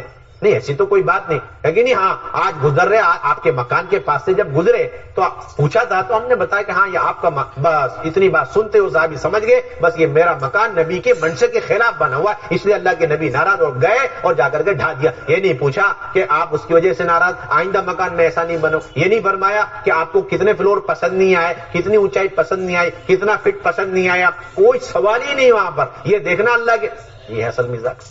مسلمان اس کو کہتے ہیں نبی کا مزاج ہے ختم. گئے جا کر کے مسمار کر دیا اور پھر اللہ کے نبی کا گزر ہوا، پتہ چلا وہاں عمارت نہیں. اللہ کے نبی حیران تعجب پوچھا لیکن نہیں اللہ کے نبی ایسا واقعہ پیش آیا. بعد میں وہ صاحب آئے تھے اور آپ صلی اللہ علیہ وسلم خوش ہو گئے، مطمئن ہو گئے، روانہ ہو. یہ تو قوم وہ تھی کہ جو اللہ کے نبی کی منشے کو سمجھ کر کے چلنے والی، ذرا سی ناگواری اور ناراضگی اس کو دنیا اور آخرت کے لیے اپنے لیے خسارہ سمجھنے والی قوم. اور آج اللہ کے نبی کو کتنی تکلیف ہو رہی ہوگی جب سنتوں کو چھوڑ کر کے یہ امت زندگی گزار. کتنی بڑی ہماری ذمہ داری. اس لیے مولانا یوسف رحمۃ اللہ علیہ فرمایا کرتے تھے کہ اگر شوگر کے مریض کو میٹھی چیزوں سے منع کیا جاتا ہے تو اس وقت اس کے دل کے اندر مٹھائی کی محبت بھری ہوئی ہے، مٹھائی کا میلان بھرا ہوا ہوتا ہے، لیکن مجبوری میں کڑوی چیزیں کھاتا.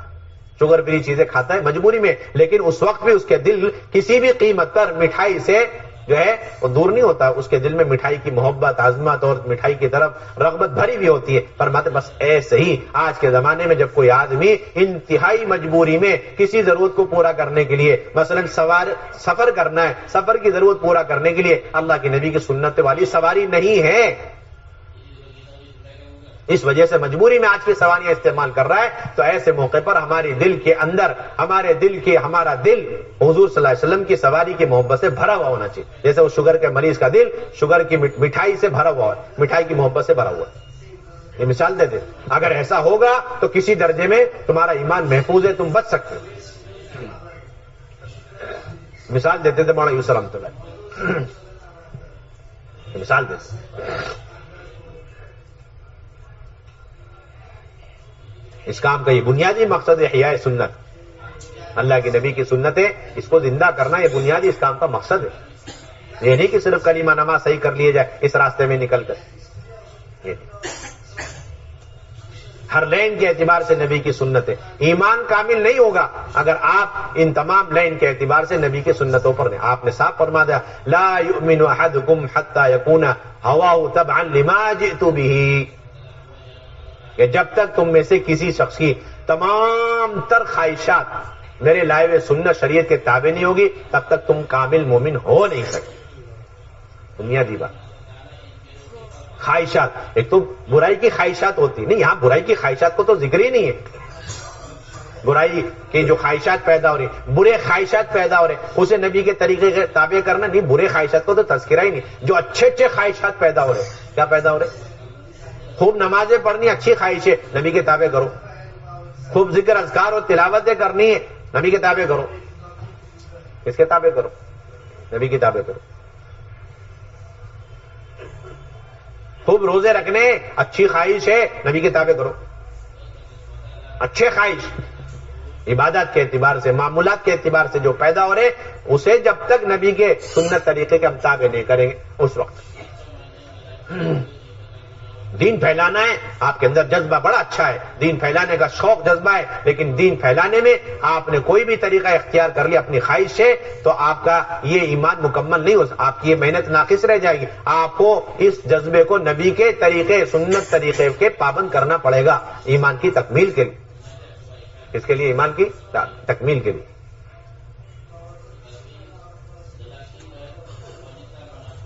اور اسی کے اندر مجاہدہ بھی ہے. جتنا نبی کے طریقوں پر ہم اپنی تمام حاجتوں، ضرورت و عبادات کو انجام دیں گے اور دعوت کی محنت بھی اختیار کریں گے، اتنا وہ عمل ہمارا قبولیت کے رخ پر آ جائے گا. اس لیے بڑی عجیب بات مولانا یوسف رحمۃ اللہ فرمایا کرتے تھے کہ شیطان اس وقت تک کسی عمل میں رکاوٹ نہیں ڈالتا جب تک کہ وہ عمل قبولیت کے رخ پر نہ ہو. کس کے رخ پر نہ ہو؟ اگر وہ عمل قبولیت کے رخ پر نہیں ہے تو شیطان کی طرف سے کوئی رکاوٹ نہیں آئے گی، آدمی آرام سے عمل کرتا ہوا چلے جائے.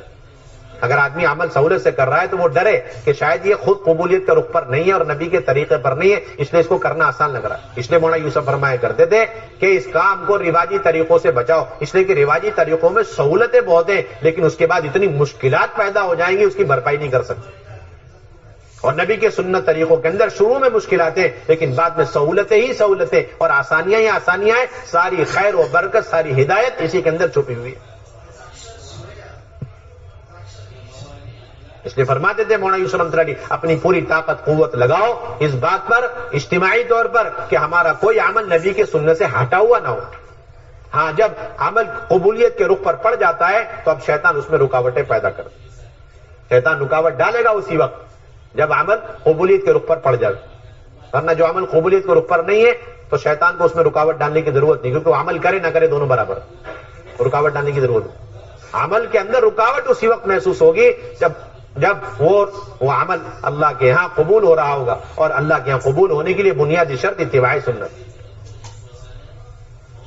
بنیادی شرط اتباع سنت.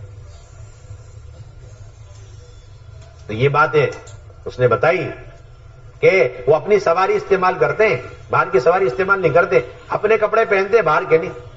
عجیب بات، مولانا حضرت علی رضی اللہ تعالیٰ عنہ کوفہ چلے گئے. کہاں چلے گئے؟ حضرت علی رضی اللہ تعالیٰ عنہ کوفہ گئے. تو اپنے گورنروں کو جب بھیجا کرتے تھے کہیں گورنر بنا کر کے تو انہیں بلاتے تھے، بلا کر کے پھر ان کو بہت ایک صندوق، دوسرا صندوق، تیسرا صندوق کے اندر سے صندوق نکال، وہ سمجھتے بہت کوئی قیمتی چیز ہمیں ملنے والی، وہ پتہ چلا ستو کی تھیلیاں نکال کے دے رہے کہ یہ کیا ہے، کہ یہ مدینہ طیبہ کی ستو کی تھیلیاں، یہ تمہیں گورنر بن کے میری طرف سے کہیں رہنا ہے تو مدینے کے ستو پھانکنے پڑیں گے، اور یاد رکھنا مجھے مدینہ چھوڑے 5 سال ہو گئے، کوفہ میں آئے ہوئے، ملک شام میں آئے، لیکن آج تک میں نے یہاں کی کوئی چیز نہیں چکی، میں مدینے سے جو ستو لے کر کے آیا اسے میں کھاتا ہوں۔ کھانے کے اتنے اثرات پڑتے ہیں انسان کی زندگی پہ، کھانے پہ اتنے اثرات پڑتے ہیں۔ اس لیے حضرت مولانا الیاس رحمۃ اللہ فرمایا کرتے تھے کہ سمندر ہے، لقمہ جو ہے وہ سمندر ہے، وہ خیالات اس کے موتی ہے، لقمہ جیسے ایسے جیسے سمندر۔ اور آپ کو معلوم ہے کہ موتی اچھے ہی سمندر کے اندر پیدا ہوتے ہیں، گندے سمندر کے اندر موتیاں ایسے ہی جو آدمی اچھے لقمے اپنے پیٹ میں اتارے گا اس کے اندر ہی اچھے خیالات، عبادت کرنی ہے، نمازیں پڑھنی ہے، تلاوتیں کرنی ہے، نیکیاں کرنی ہے، اس کے اندر ہی اچھے جذبات پیدا ہوں گے۔ اور جس کے پیٹ میں گیا لقمہ غلط اور حرام کا، وہ تو گندی باتیں سوچ سکتا ہے، گندے جذبات اس کے اندر پیدا ہو سکتے ہیں، اچھی بات تو سوچ بھی نہیں سکتا، کرنا تو بہت آگے کی بات۔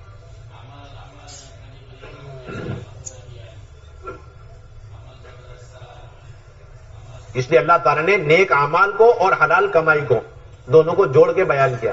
یا ایھا الذین آمنوا کلوا من الطیبات واعملوا صالحا، اے ایمان والو حلال کھانا کھاؤ اور نیکیاں کرو۔ عجیب بات ہے، حلال کھانا کھاؤ نیکیاں کرو، ایک دونوں میں کیا جوڑ؟ کہ گہرا جوڑ ہے، ایسے جوڑ جیسے مولانا الیاس نے فرمایا کہ لقمے جو ہے سمندر کی طرح ہے اور خیالات موتیوں کی طرح، یعنی جیسا آپ کے پیٹ میں حلال مال جائے گا ویسے نیک اعمال وجود میں آئیں گے۔ اگر حلال مال نہیں جا رہا، آج مسلمان نماز پڑھتے وقت اس کا تو بڑا اہتمام کرتا ہے، میرا کپڑا پاک ہو جائے اور میری جگہ بھی صاف ستھری ہو سجدہ کرنے کی، اور میرا جسم بھی پاک ہو، میرا کپڑا جگہ کی پاکی، کپڑے کی پاک نہیں، آپ کا خون بھی پاک ہے کہ نہیں وہ بھی دیکھ لو ذرا سا۔ حدیث میں آتا ہے کہ ایک آدمی نماز پڑھ رہا ہے، نماز کے بعد ہاتھ اٹھا کر کے یا رب یا رب یا رب کہہ رہا ہے، لیکن اس کی دعا کہاں سے قبول ہو سکتی ہے؟ اس کی دعا کیسے قبول ہو سکتی ہے جبکہ اس کا کھانا حرام، اس کا پینا حرام، اس کا لباس حرام ہے؟ اتنا گہرا تعلق۔ یا ایھا الذین آمنوا کلوا من الطیبات واعملوا صالحا، آدمی حلال کمائی اور پھر حلال روزی کھائے بغیر نیک اعمال تو کر ہی نہیں سکتا، اتنا گہرا تعلق دونوں۔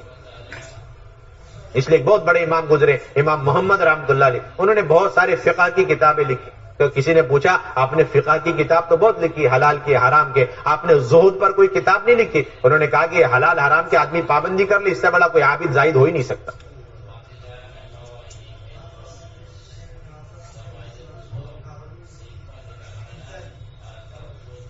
یہ اصل بنیادی چیز،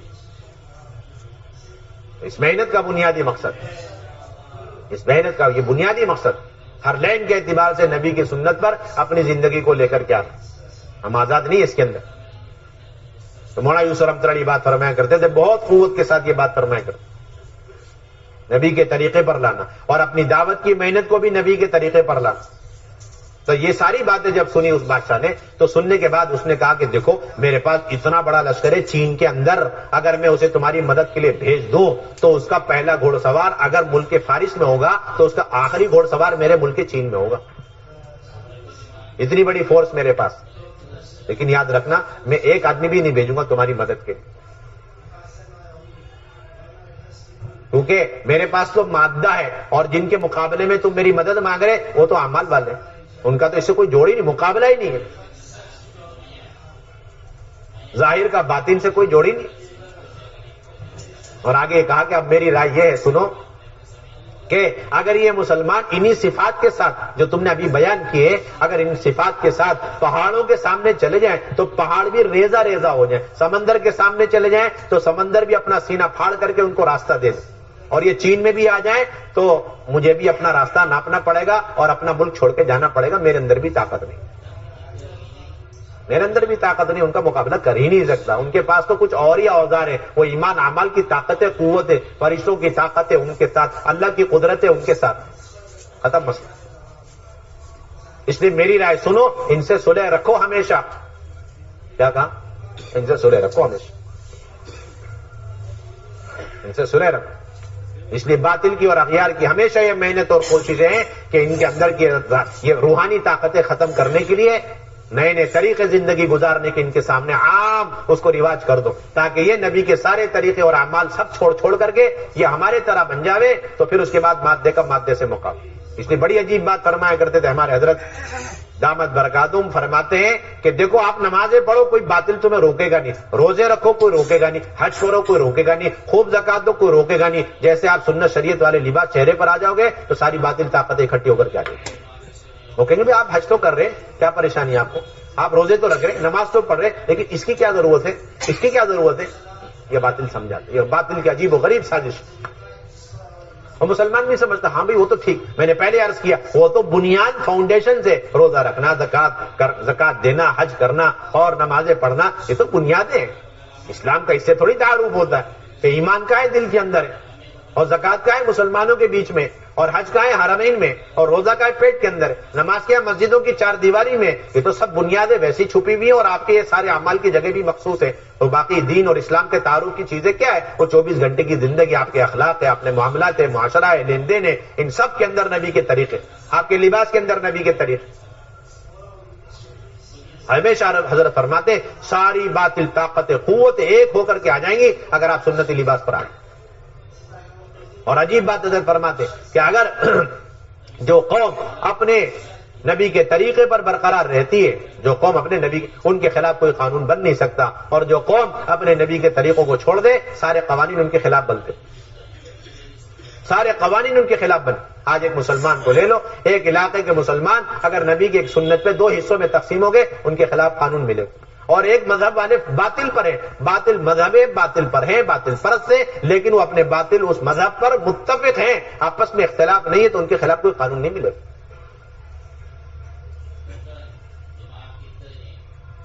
اجتماعیت رنگ روپ کے اعتبار سے اکٹھا ہو جانے کا نام نہیں ہے، ملکوں کے اعتبار سے اکٹھا ہونے کا نام اجتماعیت نہیں۔ اللہ رسول کے جو احکامات ہیں، نبی کے جو طریقے ہیں، اس پر جمع ہونا، اس کو اجتماعیت کہا جاتا ہے۔ زبان والے اکٹھے ہو گئے اور رنگ والے اکٹھے ہو گئے کہ یہ اجتماعیت نہیں، اجتماعیت نہیں۔ اجتماعیت تو صرف وحدت فکر، وحدت کلمہ جو پیدا ہوگا وہ ایمان اور اعمال کی بنیاد پر۔ اس کی بنیاد پر مولانا یوسف رحمۃ اللہ علیہ بڑی عجیب بات فرمایا کرتے تھے کہ لوگوں نے بڑی بڑی عجیب نئی نئی چیزیں تیار کر لی، لیکن آج تک وہ سفید اور گوروں اور کالوں کو اکٹھا نہیں کر سکے، ان کے پاس ایسا کوئی آلہ ہی تیار نہیں ہو، فیل ہو، سارا اسکیم ان کی فیل۔ لیکن آپ دین پر چلو، آپ کو ایک دسترخوان میں ہر طرح کے لوگ ملیں گے، اور ایک نماز میں ہر طرح کے لوگ ملیں۔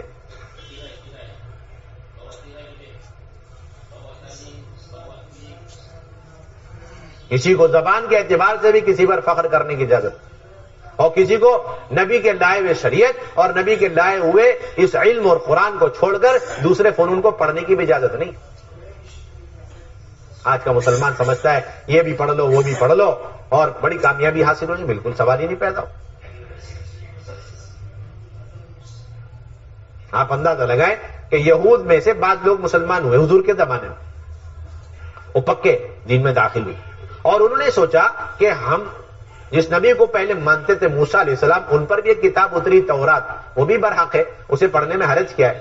یہ مشورہ کر کے اس کو پڑھنے کا ارادہ کیا، اور اللہ تعالیٰ نے آسمان سے آیتیں اتار دی، یا ایھا الذین آمنوا ادخلوا فی السلم کافہ، اے ایمان والو اسلام میں 100% داخل ہو جائے۔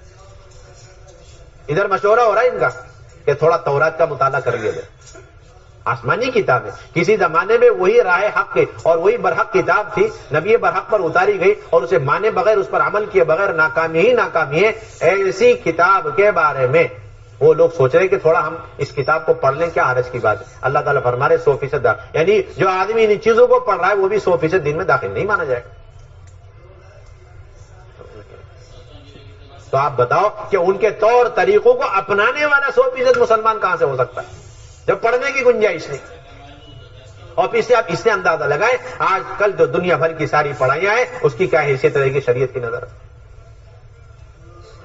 اب اس تورات کے پڑھنے کی گنجائش آئے حضرت عمر رضی اللہ تعالیٰ عنہ ایک مرتبہ، کیونکہ وہ یہودیوں کے پاس جایا کرتے تھے، ان سے سلام دعا رکھتے تھے اور ان کی باتیں سمجھتے تھے، ان کو جواب دیتے تھے، تو ایک مرتبہ ان کے پاس ایک پنہ لے کر کے اور آ کر کے حضور صلی اللہ علیہ وسلم کی خدمت میں حاضر ہوئے اور کہنے یا رسول اللہ یہ تورات کا ایک ورق ہے، ہم معلومات بڑھانا چاہتے ہیں کہ اس کے اندر کیا اور علم ہے اور معلومات۔ اور وہ پڑھنے لگے. اتنے میں اللہ کے نبی ناراض ہونے لگے, چہرے انور کا رنگ بدلنے لگا اور سخت ناراض ہو گئے, ایسے جس طرح جو ہے انگور کا کوئی انار کا دانہ جو ہے آپ کے چہرے انور پر جو ہے نچوڑ دیا ہو, ایسا سرخ ہو گیا. حضرت ابو بکر رضی اللہ تعالیٰ دیکھ رہے ہیں اللہ کی نبی ناراض, اور عمر رضی اللہ عنہ بیٹھ کر کے تورات پڑھ رہے ہیں. حضرت ابو بکر کو فرمایا, اے عمر تم دیکھ نہیں رہے اللہ کے نبی صلی اللہ علیہ وسلم کتنے ناراض ہو رہے ہیں. یہ دیکھتے حضرت عمر رضی اللہ عنہ گھبرا گئے اور رضینا باللہ ربا, رضیت باللہ ربا, دعا پڑھتے رہے, گھٹنے کے بل بیٹھ گئے, پڑھتے رہے یہاں تک کہ اللہ کے نبی کا غصہ ٹھنڈا ہو گیا. پھر آپ نے فرمایا, یاد رکھنا تم تورات کی بات کر رہے ہو, تورات جس نبی پہ اتری وہ نبی بھی آج آ جائے, اس قرآن والے علم اور میری اتباع کے بغیر وہ نبی بھی کامیاب نہیں ہو سکتا. آج کا مسلمان غیروں کے طریقے پہ چل کے کہاں سے کامیاب ہو جائے گا؟ ساری شریعتیں کینسل اور ساری شریعتیں منسوخ ہو چکی, ساری آسمانی کتابیں اس قرآن کے مقابلے میں منسوخ ہو چکی, کوئی گنجائش نہیں رکھی گئی. اور آپ نے یہ بھی فرمایا کہ سب سے زیادہ بدنصیب قوم وہ ہے جو اپنے نبی کے لائے ہوئے سنت شریعت اور قرآن کو چھوڑ کر کے دوسروں کی کتابوں کی طرف راغب ہو جائے. اس سے زیادہ ناکام اور بدنصیب قوم اور کوئی نہیں. تو فرمایا کہ جو قرآن اور علم میں لے کر کے آؤ, کیا تمہارے لیے علم کافی نہیں ہے؟ اولین اور آخرین کا سارا علم اس کے اندر موجود, اولین اور آخرین کا سارا علم اس کے اندر موجود.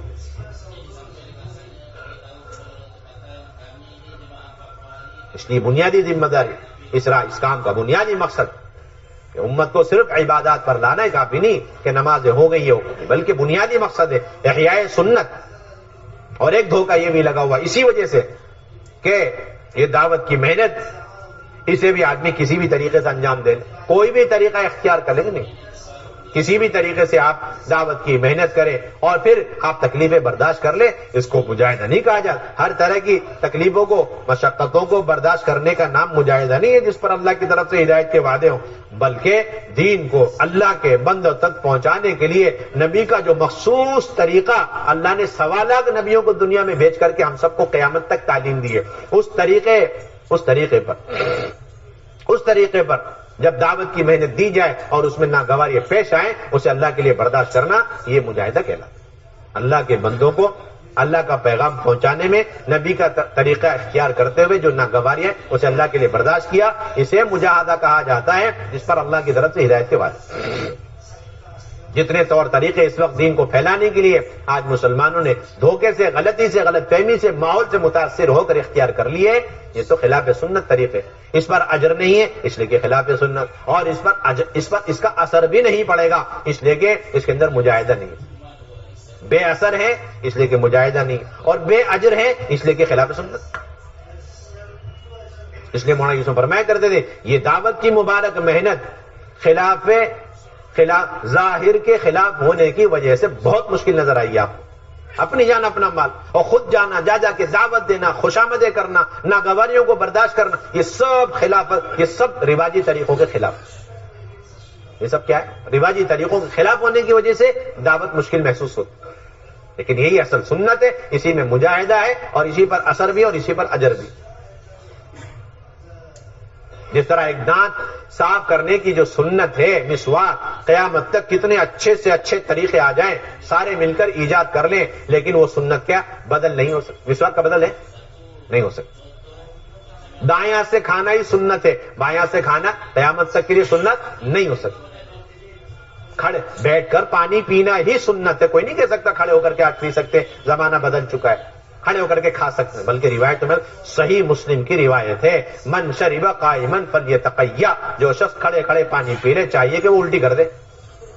پانی پا کے کیوں الٹی کر دے؟ پانی نہ پا کے, یا کسی اور کا آپ نے ہڑپ لیا پانی, کہ نہیں پانی آپ کا ہے, آپ کی ملکیت کا ہے, پاک ہے, سب کچھ ہے اور شدید ضرورت بھی ہے.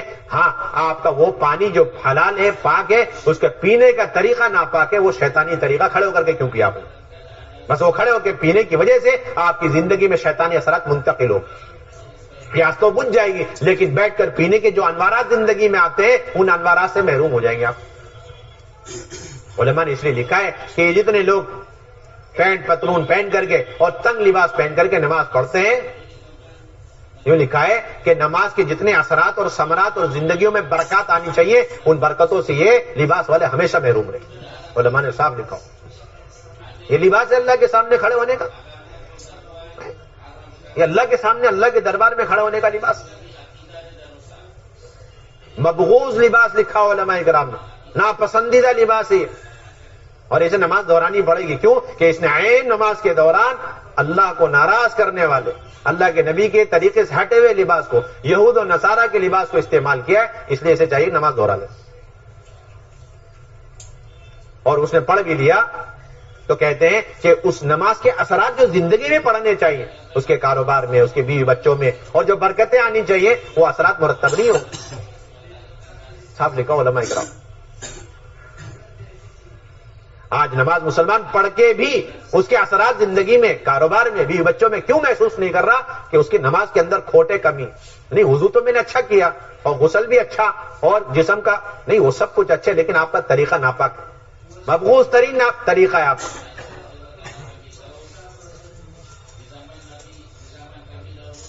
لوگ یہ سمجھتے ہیں کسی بھی طریقے سے دین کو پہنچا دیں، نہیں، کسی بھی طریقے سے. یہ اس کی سنتیں متعین ہے قیامت تک. تو کھڑے ہو کر کے پانی پی لے، یوں کہتے ہیں کہ الٹی کر. حدیث شریف کے اندر صحیح روایت، جو آدمی کھڑے ہو کر کے،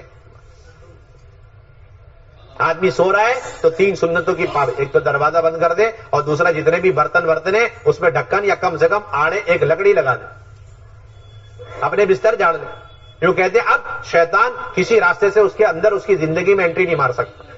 اور علماء نے کہا جب اتنی چھوٹی چھوٹی ضرورتوں میں، ان باریک چھوٹی چھوٹی سنتوں کی پابندی پر اتنے زبردست روحانی شیطانی کو وسوسوں سے اور اس کے جو ہے حملوں سے حفاظت ہو سکتی ہے، آپ اسے اندازہ لگاؤ کہ پھر عبادت کی سنتوں کے اثرات کتنے زندگی میں پڑیں گے. اور پھر وہ جو دعوت کی عالی ترین محنت کی نبیوں والی جو سنتیں ہیں، جانا اور جا کر کے اپنے جسم کو تھکانا، پسینے بہانا، اور پھر تمام ناگواریوں کو برداشت کر، اگر ان مجاہدوں ان سنتوں کے ساتھ دعوت کی محنت میں امت اتر جائے گی تو اب بتاؤ کتنی خیر و خوبی اس کی زندگی میں ہے.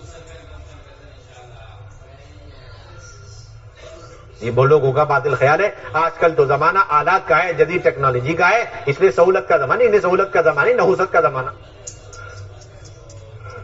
آپ تصور کر سکتے ہیں کہ نماز پڑھنے کا زمانہ، نماز پڑھنی ہے، لیکن اب تو زمانہ ایک تو یہ کہ ہم کمزور ہیں جسمانی اعتبار، دوسرا یہ کہ سہولتیں بہت ہو گئی. کوئی رابٹ، کوئی اور آلہ آ جاوے جو بہترین قرات، لمبی قرات، لمبا رکوع، لمبا سجدہ، پوری رات قیام کرے.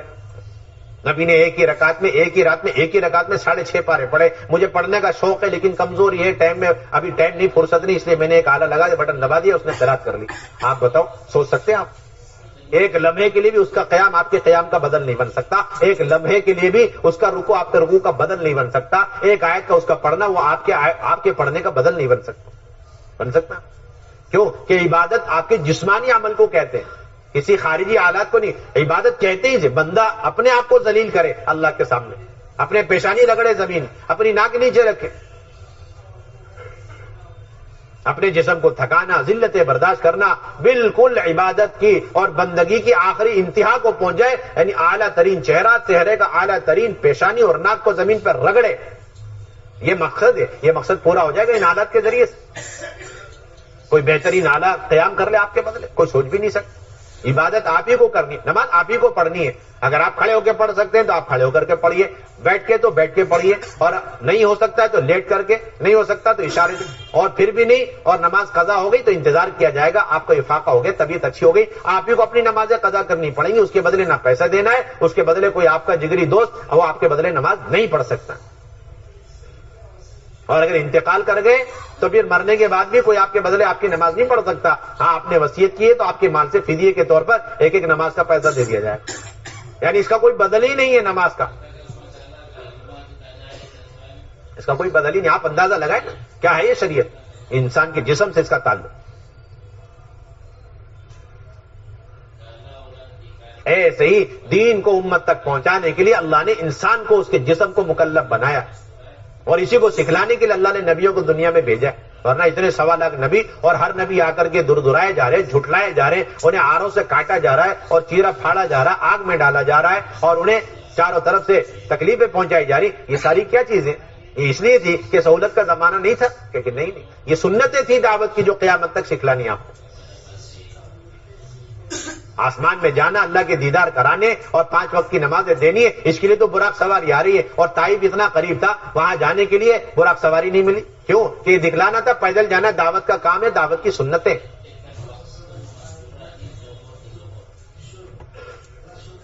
جا رہے ہیں آپ صلی اللہ علیہ وسلم پیدل اور جا کر کے چودھریوں کو دعوت دے رہے، وہ کہہ رہے کہ آپ جھوٹے ہیں، ہم جھوٹے کو دیکھنا پسند نہیں کرتے اس کی بات، اور پھر اس کے بعد اوباش اور غنڈے قسم کے لوگوں کو لگا دیا جا رہا ہے۔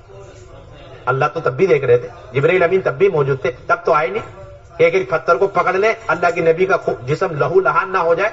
سارا دیکھا جا رہا ہے، اللہ تعالیٰ دیکھ رہے ہیں، اور قدرت تھی اللہ کے نبی کو آنچ بھی نہ آئے،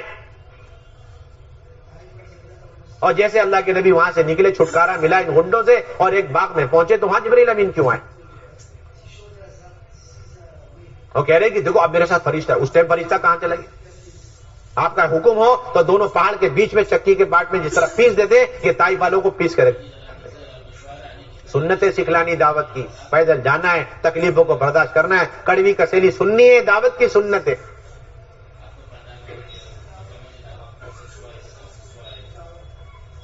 اور جبرائیل امین کہہ رہے ہیں کہ یہ لوگ ایمان نہیں لائیں گے، لیکن نہیں یہ تو نہیں لائیں گے ایمان، ٹھیک ہے لیکن ان کی نسل تو ایمان لائے گی، ہاں ہو سکتا ہے تو ٹھیک ہے میں ان کو باقی رکھنا چاہتا ہوں، میں بد دعا نہیں کر۔ یہ سنتیں سکھلانی ہے کہ تکلیفیں ظالموں سے برداشت کرو، پھر ان کے لیے بد دعائیں مت کرو، بلکہ انہیں باقی رکھو تاکہ ان کی آنے والی نسل ہو سکتا ہے دین میں داخل ہو جائے۔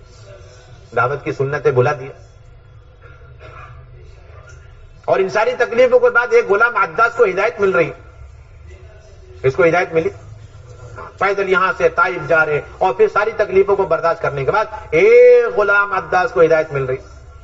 یہ دکھلانا تھا کہ اتنے سارے مجاہدے یہ سب دعوت کی سوغات ہے، سنتیں، اس کے بغیر دعوت نہیں ہے۔ اس لیے مولانا الیاس فرمایا کرتے تھے دعوت کیا ہے؟ فرماتے تھے اللہ کے بندوں تک اللہ کے پیغام کو پہنچانے کی ذلتوں کی عزتیں حاصل کر، اللہ کے بندوں کو اللہ کا پیغام پہنچانے میں جو ذلتیں، اس ذلتوں کی عزتیں حاصل کرنا یہ دعوت کہلاتا۔ ذلتوں میں عزتیں چھپی ہوئی ہیں اور پستیوں کے اندر بلندیاں چھپی ہوئی ہیں۔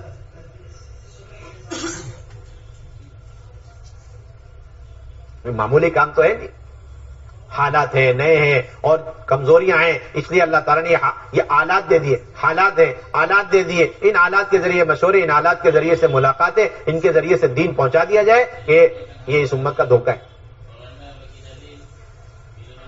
سمجھتے ہیں کہ ان آلات کے ذریعے سے پہنچا دیں، نہیں، اس کے ذریعے سے معلومات چاہے لوگوں تک پہنچ جائے لیکن اس کے ذریعے سے دین اور دین کا نور نہیں پہنچ سکتا۔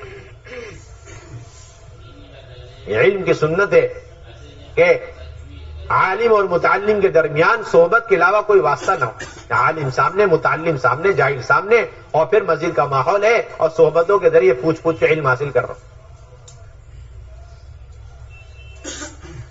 یہ دعوت کی سنت ہے کہ آدمی مسجد کے اندر آوے، مسجد کے ماحول میں بیٹھے، اس لیے کہ فرشتوں کا ماحول ہے اور اس کے اندر فرشتوں کے پروں کا اثر ہے، ضدی قسم کا انسان ہے، اگر مسجد آ جائے گا تو اس کا علاج اللہ تعالیٰ روحانی طور پر فرما دے گا۔ فرشتے اپنے پر لگا دیتے ہیں، جس طریقے سے آئی سی یو وینٹیلو پہ جاتی کے ساتھ میں ان کا علاج شروع ہو جاتا ہے۔ 3 دن تک سمامہ بن اسال کو مسجد میں باندھ کے رکھا جا رہا، اور 3 دن او پی ڈی جس طرح ڈاکٹر کرتا ہے اپنے پیشنٹ کا، اس طرح اللہ کے نبی پوچھ رہے اب کیا ارادہ؟ وہ کہتے ہیں کہ یا تو آپ مجھے قتل کر دیں یا مجھے پیسہ لے کر چھوڑ دیں، لیکن میں تو کلمہ نہیں پڑھوں۔ تو اللہ کے نبی سمجھ گیا ابھی ٹریٹمنٹ صحیح نہیں ہوا، علاج صحیح نہیں ہوا، اب انہیں مسجد میں رہنے دو، وینٹیلیٹر پہ آئی سی یو پہ پڑے رہنا۔ اور 3 دن کے بعد اللہ کے نبی نے ہاتھ کھول دیا اور گئے اور غسل کر کے آئے اور کلمہ پڑھ کے دین میں داخل ہو گئے۔ 3 دن میں کیا ہوا کہ وہ فرشتوں کے پروں کا اثر اور مسجد کے ایمان کے، علم کے، نماز کے نورانی ماحول کا اثر، اس کا دل نرم ہو گیا۔ آج مسلمانوں نے یہ سنتیں چھوڑ دی اور سمجھتے ہیں کہیں پر بھی رکھ کر کے دین کی دعوت دے دو، نہیں ایسی بات۔ یہ تو تربیت گاہ ہے، تعلیم گاہ ہے، اللہ کی طرف سے امر ہے ہر ایمان والے کو اپنے مسجدوں کو آباد کریں، اور اس پر اللہ کی طرف سے ہدایت کا وعدہ بھی۔ نہ مسجدوں کا کوئی بدل ہے اور نہ ہی انسان کا کوئی بدل ہے، دعوت کے اعتبار سے مسجدوں کا کوئی بدل نہیں، اور اسی طرح دعوت دینے کے اعتبار سے انسان کا کوئی بدل نہیں۔ آپ اندازہ تو لگائے اللہ رب العزت نے یحییٰ علیہ السلام کو حکم دیا کہ بنو اسرائیل کو بیت المقدس میں جمع کریں، اور جمع کرنے کے بعد انہیں 5 باتیں پہنچا دیں، ایمان اور ذکر اور نماز اور روزہ اور دین کی محنت، یہ باتیں آپ پہنچا دیں۔ ان سے تاخیر جب ہونے لگی تو عیسیٰ علیہ السلام بھی اسی دور کے نبی تھے، انہوں نے عرض کیا کہ اگر آپ سے تاخیر ہو رہی ہے تو میں جاتا ہوں، جا کر کے انہیں یہ باتیں پہنچا دیتا ہوں، سب اکٹھا ہے۔ آپ بتائیں مسجد ہی میں جمع کر کے ان تک بات پہنچانے کا حکم کیا ہے، اور حکم دینے کی وجہ کیا ہے، اس میں کیا راز ہے؟ ایک مسجد کا ماحول یہ نورانی ماحول ہے، فرشتوں کا ماحول، اس کے ذریعے سے جو علم حاصل کیا جائے، جو دین کی باتیں سنائی جائیں گی، اس کا اثر زندگی میں فوراً منتقل ہو۔ تو اس پر یحییٰ علیہ السلام نے فرمایا اگر میں نہ گیا اور آپ چلے گئے اور جا کر آپ نے میرے بدلے یہ ساری باتیں ان تک پہنچا دی تو یہ ایسا جرم ہے سنگین کہ اللہ رب العزت مجھے زمین میں زندہ دھسا دے۔ دونوں نبی ہیں، ایک ہی دور کے ہیں، دونوں نبی کا مقصد ایک ہی ہے، اللہ کے بندوں تک اللہ کا پیغام پہنچانا، لیکن ایک نبی کو جو حکم دے دیا اس حکم کو پورا کرنے میں دوسرا نبی بدل نہیں بن سکتا۔ جب نبی کا بدل نہیں اللہ کے بندوں تک اللہ کا پیغام پہنچانے میں، تو یہ سارے گناہوں سے بھرے ہوئے یہ موبائل اور آلات اللہ کے بندوں تک پیغام، دین کا پیغام پہنچانے میں انسان کا بدل کیسے بن سکتا؟ یہ تو سراسر دھوکہ شیطان کھیل رہا ہمارے ساتھ، سراسر دھوکہ ہے۔ بہت عجیب بات مولانا الیاس فرمایا کرتے تھے کہ رواجی طریقوں سے اپنے کام کی حفاظت کرو، رواجی طریقوں میں رواج کی ظلمتیں ہیں، سنت طریقوں میں سنت کا نور ہے۔ اور فرماتے تھے اگر تم نے حق کو پھیلانے میں باطل طریقے استعمال کیے تو پھر باطل تو پھیلے گا، حق نہیں پھیلے گا۔ یہ سارے کیونکہ باطل ہمیشہ تعیش کے راستے سے پھیلتا ہے۔ کس کے راستے سے پھیلتا؟ ہاں، تعیش کے راستے، اور دین ہمیشہ مجاہدوں اور مشقتوں کے راستے سے پھیلتا ہے۔ کون سے راستے سے پھیلتا ہے؟ مجاہدوں اور مشقتوں کے راستے سے پھیلتا ہے۔ ایک ایک بندے کے پاس جانا، خوشامدیں کرنا اور انہیں لے کر کے آنا، انفرادی دعوت دیتے دیتے دیتے دیتے جب داعی اپنے مجاہدے کے آخری حد تک پہنچ جاتا ہے تو اللہ رب العزت مدعو کی ہدایت کے فیصلے فرما دیتے، یا پھر اگر وہ رکاوٹ ہے اس کے مقدر میں ہدایت نہیں تو اللہ تعالیٰ اپنی قدرت سے اس رکاوٹ کو دور فرما دیتے۔ اصولی بات، اللہ کے نبی صلی اللہ علیہ وسلم مسجد میں رکھ کر کے حکم بن کیسان کو دعوت دے رہے ہیں اور وہ انکار کرتے جا رہے ہیں۔ حضرت عمر رضی اللہ تعالیٰ عنہ نے درخواست کی یا رسول اللہ صلی اللہ علیہ وسلم آپ دیکھ رہے ہیں وہ ماننے کو تیار نہیں، آپ اجازت دیں گردن اڑا دیں، وہ ہمیشہ ننگی تلوار۔ حضور صلی اللہ علیہ وسلم ان پر ناراض ہوئے، انکار کرنے والے پر ناراض نہیں ہوئے اور آپ دعوت دیتے رہے، حضرت عمر پر ناراض ہو گئے اور تھوڑی دیر کے بعد حکم بن کیسان دین میں داخل ہو گئے، کلمہ پڑھ کر گئے تو اللہ کے نبی نے حضرت عمر سے فرمایا کہ اگر میں تمہاری بات مان لیتا تو حکم بن کیسان جہنم میں داخل ہو جاتا۔ ایسا اللہ کے نبی اپنے آپ کو تھکا رہے۔ منیب عزی رضی اللہ تعالیٰ فرماتے ہیں میں نے زمانے جاہلیت میں دیکھا جب کوئی استقبال اور نصرت کرنے والا نہیں، اللہ کے نبی صلی اللہ علیہ وسلم لوگوں کے درمیان یہ دعوتیں دے رہے ہیں کہ یا ایھا الناس قولوا لا الہ الا اللہ تفلحوا، کہ اے لوگوں لا الہ الا اللہ پڑھ لو کامیاب ہو جاؤ گے۔ آپ دعوت دے رہے ہیں، میں نے دیکھا ایک آدمی اللہ کے چہرے انور پر تھوک رہا ہے، دوسرا آدمی اللہ کے نبی کے اوپر مٹی ڈال رہا ہے اور تیسرا آدمی آپ کو برا بھلا کہہ رہا ہے، اسی میں آدھا دن ہو گیا۔ ان سنتوں پر کون عمل کرے گا؟ یہ ساری سنتیں چھوڑ دی اور کسی بھی طریقے سے دین کو پہنچا کر کہہ دیا وما علینا الا البلاغ، کہ ہمارے ذمہ تو پہنچانا تھا۔ اس لیے مولانا یہ فرمایا کرتے تھے کہ کانوں تک دین کی باتوں کو پہنچانے کا نام تبلیغ نہیں ہے بلکہ دل تک اتارنے کا نام تبلیغ، اور دل تک اتارنے کا مسنون طریقہ ہے ایک داعی مجاہدہ برداشت کرے، اور نمبر 2 اس مدعو کو لے کر مسجد کے ماحول میں آئے تو اللہ تعالیٰ اب اپنی قدرت سے جب دعوت کی شرطیں پوری ہو جائیں گی، مجاہدہ آخری حد تک پہنچ جائے گا، اللہ تعالیٰ اس دعوت کا اثر اس کے دل میں اتار دے گا۔ قسمیں کھا کر آیا کرتے تھے کہ ہمیں نبی کی بات سننی نہیں، نبی کی بات سننی ہی نہیں، ماننی تو بہت آگے کی، سننی ہی نہیں ہے، کانوں میں روئی رکھ لیا۔ وہی راستہ ہے کہ بلا اختیار ہو سکتا ہے نبی کی کوئی بات کان میں پڑ جائے، کان میں روئی رکھ کر کے مسجد میں قدم رکھتے ہی ان کے دل میں یہ بات آتی ہے کہ ہاں بھائی نبی کی بات سننے میں کیا حرج ہے، اگر صحیح بات ہے مان لوں گا، اگر نہیں ہے تو چھوڑ دوں گا، میں سمجھدار انسان ہوں۔ یہ جذبہ کہاں پیدا ہو؟ مسجد میں قدم رکھتے ہی پیدا ہو۔ باہر کفار مکہ نے سب نے مل کر کے طفیل بن عامر الدوسی رضی اللہ تعالیٰ عنہ کو ورغلایا، سمجھایا اور انہیں ڈرایا دھمکایا، ساری محنت سے پانی پھر گیا، حرم شریف میں قدم رکھتے کے ساتھ 30 سال 40 سال 50 سال 60 سال ہو گئے مسجد کے باہر ہے اور ہر طرح کی زندگی کے اندر کمزوریاں ہیں، خامیاں پیدا ہو چکی ہیں۔ اس کا علاج ہے کہ ہاں سنتی سنتی علاج موجود ہے، آپ بس کسی طرح خوشامد کر کے اسے مسجد میں لے کر کے آ جائیں، اندر سے دل تیار ہوگا دین کی بات سننے کے لیے۔ ایک قبیلہ آیا، قبیلے ثقیف کے لوگ آئے، یہی لوگ جنہوں نے اللہ کے نبی کو سب سے زیادہ ستایا، اور وہ آئے رمضان کے مہینے میں، آ کر انہوں نے شرطیں لگائی کہ ہم بت پرستی نہیں چھوڑیں گے، ہم نماز نہیں پڑھیں گے، نماز کے اندر تو بڑی ذلت ہے ہمارے لیے کہ ناک نیچے جائے سورین اوپر اٹھے سجدے میں، یہ تو بڑی بے عزتی کی بات ہے، ہم نہیں برداشت کریں۔ زکات کیوں دے؟ مال ہمارا ہے، اور جہاد کیوں کرے؟ جان ہماری، جان کیوں گواوے؟ اللہ کے نبی نے ساری بات سنی اور آپ نے فرمایا اس دن میں کوئی خیر نہیں جس میں رکوع نہیں، نماز نہیں، اور کہنے لگے 1 سال تک بت پرستی بھی نہیں چھوڑیں گے۔ آپ نے ان کی ساری بات سنی اور ان کے لیے اللہ کے نبی صلی اللہ علیہ وسلم نے مسجد کے اندر خیمہ لگایا، لیکن ارق لقلوبہم، تاکہ دل ان کا نرما جائے۔ چنانچہ وہ مسجد میں ٹھہرے، روایت میں آتا چند دن گزرے، رمضان کے روزے شروع کر دیے، روز نمازیں پڑھنی شروع کر دی، دین کی محنت کے لیے تیار ہو گئے۔ جی بھائی اب کیا ہو گیا؟ علاج ہو گیا روحانی۔ کسی بڑے سے بڑے بزرگ کی صحبت میں رہنے سے وہ اثر نہیں پڑتا جتنا فرشتوں کے پروں کے اندر رہنے سے اثر پڑتا ہے۔ مولانا یوسف افزانی مثال دیا کرتے تھے کہ جس طریقے سے انڈوں کے اندر جان پڑ جایا کرتی ہے جب وہ مرغی کے پروں کے اندر چند دن رہے، کوئی انڈا رہے تو اس کے اندر جان پڑ گئی، ایسی چند دن کے لیے اگر فرشتوں کی صحبت یہ مسلمان اختیار کر لے اور ان کے پروں کے اندر بیٹھ جاوے، اس کے اندر دین پر چلنے کی استعداد اور احکامات پیدا ہوتے ہیں۔ اللہ رب العزت نے 2 ذمہ داری دی ہے، ایک اپنی ذات سے حکموں پر چلنا، احکامات پر، اور دوسری بنیادی ذمہ داری ہے کہ اللہ کے ہر بندے تک اور پورے عالم میں رہنے والے امت تک اس دین کی بات کو پہنچانا۔ اس امت کی یہی خصوصیت ہے، امر بالمعروف نہی عن المنکر۔ اگر آدمی ساری نیکیاں کر لے، یہ بات قسم کھا کر کہی جا سکتی ہے، صحابہ کہا کرتے تھے کہ ایک انسان ہے وہ دن اور رات سارے اعمال سارے احکامات کر رہا لیکن وہ امر بالمعروف نہی عن المنکر نہیں کر رہا، تو پھر اس کے لیے مغفرت بھی ہو سکتی ہے اور اسے اللہ عذاب بھی دے سکتے۔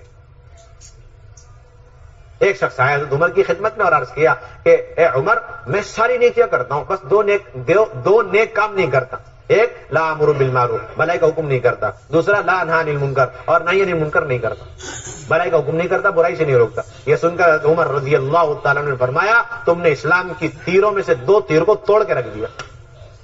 اب سنو، اللہ چاہے تو تمہیں بخش سکتے ہیں اور اللہ چاہے تو تمہیں عذاب بھی دے سکتے ہیں۔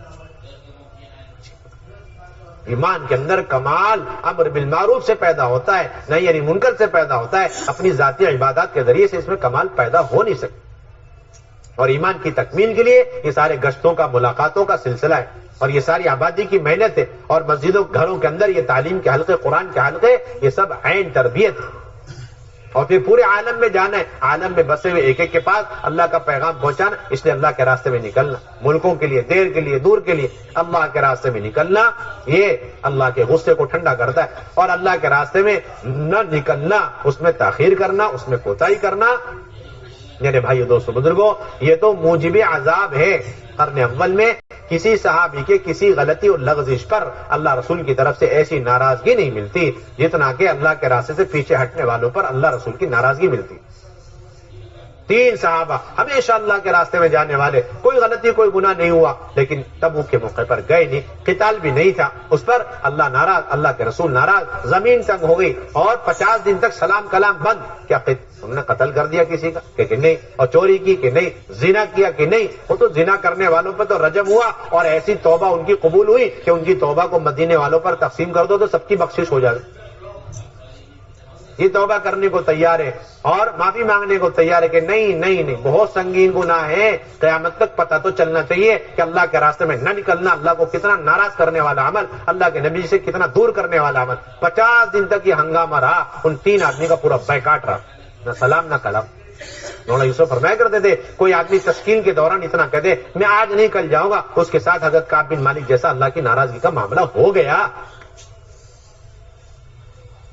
آج امت کا حال ہے، وہ سمجھتے ہیں اللہ کے راستے میں نکلنے کی کیا ضرورت ہے، کلمہ نماز تو ہے، اسے سیکھنا ہے، کلمہ نماز جس نے سیکھ لیا اسے جانے کی ضرورت نہیں، اور جو گیا اور سیکھ لیا اسے بھی جانے کی ضرورت نہیں، دونوں غلط فہمی کا شکار۔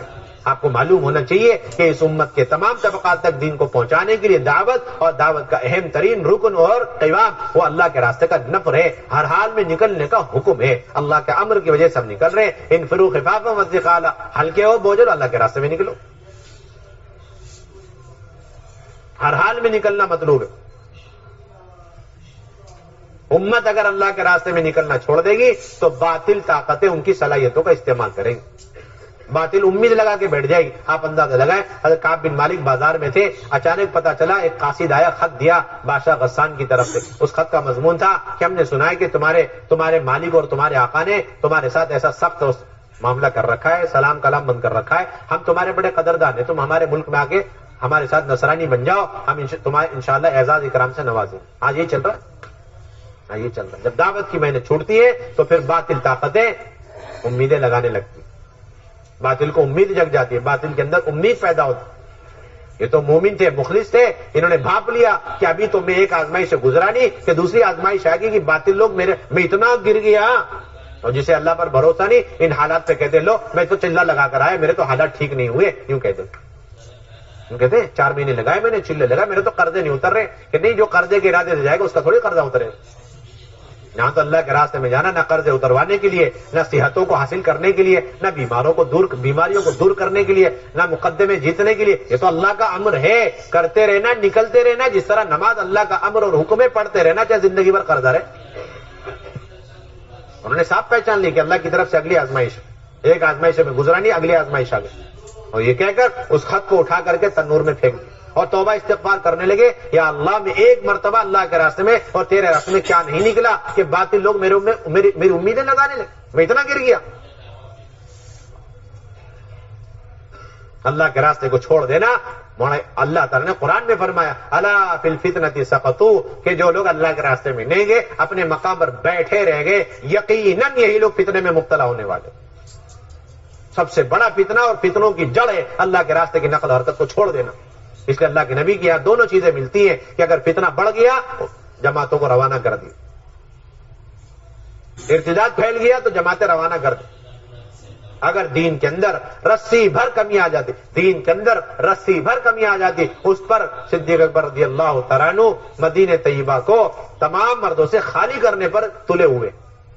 رسی بھر دین پہ کمی آ جائے میں تو جماعت کو روانہ کر کے رہوں, چاہے مجھے اس بات کا یقین ہو جائے کہ ازواج مطہرات کا انتقال ہو گیا اور ان کی لاشوں کو مدینے کی گلیوں میں جو ہے چھوڑ دیا گیا, اور جانور ان کو درندے کھینچتے پھر رہے, انہیں کوئی دفنانے والا نہیں, ان کی کوئی حفاظت کرنے والا نہیں, تب بھی میں اس جماعت کو اللہ کے راستے میں روانہ کر کے رہوں گا. اور آج امت کے اندر دین باقی ہے کتنا, رسی بھر, پھر بھی اللہ کے راستے میں نکلنے کا احساس بھی نہیں ہے, شعور بھی نہیں, اور کہتے ہیں اللہ کے راستے میں نکلنے کی ضرورت کیا ہے. ایک طبقے کو دھوکہ لگا ہوا ہے, ہم عبادتیں کر رہے ہیں ماشاءاللہ اور نمازیں پڑھ رہے ہیں اور بڑی بڑی قیمتی اور عمدہ اور مقدس سرزمین میں بیٹھے عبادتیں کر رہے ہیں, ہمیں تو سارا اجر و ثواب مل گیا. نہیں, اللہ کے راستے میں نکل کر اجر و ثواب جو کچھ ملے گا وہ اپنے مقام پر رہنے, اپنے مقام کے ذریعے سے وہ نیکیاں کوئی انسان حاصل نہیں کر سکتا. ایک صبح ایک شام اللہ کے راستے میں لگ جائے, یہ دنیا مافیا سے علماء نے لکھا, یعنی ایک آدمی تصور کر لے تھوڑی دیر کے لیے کہ اسے دنیا بھر کی ساری نعمتیں مل گئی اور وہ ساری نعمتوں سے لطف اندوز ہو رہا اور ساری نعمتوں سے فائدہ اٹھا رہا ہے, پھر بھی اللہ کے راستے کا ایک پل صبح یا شام اللہ کے راستے میں وقت گزار دینا اس کا بدل نہیں بن سکتا. یہ ساری نعمتیں خرچ کر دیں. ایک صحابی اللہ کے راستے میں جایا کرتے تھے, انہوں نے ایک مرتبہ پوچھا یا رسول اللہ صلی اللہ علیہ وسلم, میں حلال طریقے سے کچھ کمائی کروں اور پھر 6000 حلال اشرفی اللہ کے راستے میں خرچ کر دوں تو میرا اللہ کے راستے میں نکلنے کا یہ بدل بن سکتا ہے؟ اللہ کے نبی نے فرمایا اللہ کے راستے میں نکل کر سونے کا بھی یہ بدل نہیں ہے, اس کا بھی بدل, سونے کا بھی بدل. آپ کو اندازہ نہیں ہے اس نکلنے پر کتنی باطل کو اللہ تعالیٰ توڑتے, آپ کو اندازہ نہیں اس کے نکلنے پر اپنے اندر کتنی دین کے اعتبار سے پختگی پیدا, جو جتنا اپنے خواہش بھری چیزیں اور دنیا کو چھوڑ کر جتنا آدمی سنت اور دین کی نسبت پر دور جائے گا اور جتنا اس ماحول میں رہے گا, اللہ رب العزت اتنا ہی اس کے دل کے اندر دین کی, ایمان کی محبتیں اور عظمتیں ڈالے گا. اس لیے فرمایا کرتے تھے ملکوں میں جانا ہے, جو مسلمان جتنا دور اپنے دین کی محنت کو لے کر جائے گا اسے اپنے دین میں اتنی پختگی ملے گی. اس لیے مولانا فرمایا کرتے تھے بیرون گئے بغیر تو کوئی اپنے دین میں پکا ہو ہی نہیں سکتا. بیرون ملکوں میں جائے بغیر کوئی شخص اپنے دین میں پکا نہیں ہو سکتا. ہر طرح کے ملک میں جانا ہے, سہولت ہو نہ ہو ہر جگہ جانا. اللہ کے نبی صلی اللہ علیہ وسلم نے ایک جماعت تیار فرمائی اور معلوم تھا کہ پہلے سے اگر ہم رخ بتا دیں گے تو وہ جائیں گے. اللہ کے نبی نے رخ جماعت بنائی, امیر طے فرمایا اور رخ ایک پرچی میں لکھا اور پرچی کو موڑ کر کے لفافے میں ان امیر صاحب کو دے دیا اور فرمایا چلتے رہنا مدینے سے اس رخ پہ. جب 3 دن گزر جائے چلتے چلتے, 3 دن کے بعد پھر یہ پرچی کھول کے دیکھنا اس میں رخ لکھا ہوا ہوگا. اور پھر سارے ساتھیوں سے پوچھنا ہاں بھائی اللہ کے نبی نے یہ رخ دیا ہے, اس رخ پہ جماعت جانی ہے, اب بتاؤ کون تیار ہے؟ جس کی ہمت ہے وہ آگے بڑھے گا, اور جو واپس آنا چاہے واپس آ جائے. کیوں؟ معلوم تھا کہ ماحول میں رکھ کر تشکیل قابو میں نہیں آتی. یہ اصل سنت ہے, یہ اصل سنت ہے. اس لیے کہتے ہیں مسجد میں لا کر کے دعوت دو, مسجد میں لا کے تشکیل کرو. کاروبار میں دھندوں میں بیٹھتے ہوئے ہم تشکیلیں کرتے ہیں, وہ تو ہزار پہ ہزار گناتا چلا جائے گا. آپ اسے عذر کے ماحول سے نکال کے تلاؤ. جس طرح ایک بیمار آدمی ہے لیکن آپ اسے اس کے کاروبار دھندے میں بٹھا کر کہیں اجی آپ کا تو بلڈ پریشر بھی ہے, اجی آپ کا تو شوگر بھی, علاج کرا لو, اجی ٹائم نہیں فرصت نہیں ہوں, کہہ دے گا. اسپتال میں لے کر کے آ جاؤ اور چیک اپ کر کے اس کے سامنے رکھ دو تو گھبرا جائے گا, ہاں بھائی مجھے تو علاج کرانا ضروری. معلوم تھا کہ اگر انہیں مدینے میں رکھ کر بتا دیا جائے گا تو جانے کو تیار نہیں ہونے. اب 3 دن کے بعد گنجائش ہی نہیں تھی پلٹ کر مدینے آنے کی, پوری جماعت اللہ کے راستے میں آگے روانہ ہو گئی. یہ اصل بات. مولانا یوسف فرمایا کرتے تھے جس طرح اذان کی آواز سنتے ہی اپنی تمام حاجتوں ضرورتوں کو چھوڑ کر قربان کر کے فوراً مسجد آنا چاہیے, یہی مسلمان کی علامت نشانی ہے. ایسی جب بھی اللہ کے راستے میں نکلنے کی آواز لگائی جائے اور کان میں اللہ کے راستے میں نکلنے کی آواز پڑ جائے, اپنے کاروبار دھندے کو چھوڑ کر کے نکلا کرو. مولانا یوسف رحمۃ اللہ علیہ کا بڑا عجیب جملہ فرمایا کرتے تھے, اللہ کے نبی صلی اللہ علیہ وسلم نے سب سے زیادہ مشق صحابہ کی اس بات پر کرائی کہ اپنے موسم اور سیزن کے موقع پر اپنے کاروبار دھندے کے چھوڑ کے نکلا کرو اللہ کے راستے. یہ کوئی تنظیم نہیں ہے کہ حالات سازگار ہیں, مناسب ہے تو پھر کام کیا جائے, اور حالات ٹھیک نہیں ہے تو اس کے بعد حالات اچھے ہو جائیں, کاروبار اچھے ہو جائیں, پھر اس کے بعد نکلیں گے. ابھی تو کھیتی کا موسم ہے, ابھی تو یہ کہ نہیں, یہ سیزن موسم کو دیکھ کر کرنے کا کام ہی نہیں, بلکہ حقیقت یہ ہے کہ جب عین سیزن موسم ہوگا تب اللہ کا امر آئے گا, نکلو اللہ کے راستے, تب اللہ تعالیٰ برکتیں نصیب فرمائے. تب کا موقع ہے سیدھا سیزن کا, اور سال بھر کی جو ہے غلہ اور سال بھر کا کھانا اور سال بھر کی زندگی کا دار و مدار اسی غلے اور اسی کھیتی پر تھا. حکم ہو گیا نکلو اللہ کا, پکے پکائے کھجور چھوڑ کر کے چلے گئے, اور امت اور لوگ آج تک اس کی برکتیں آنکھوں سے دیکھ گئے.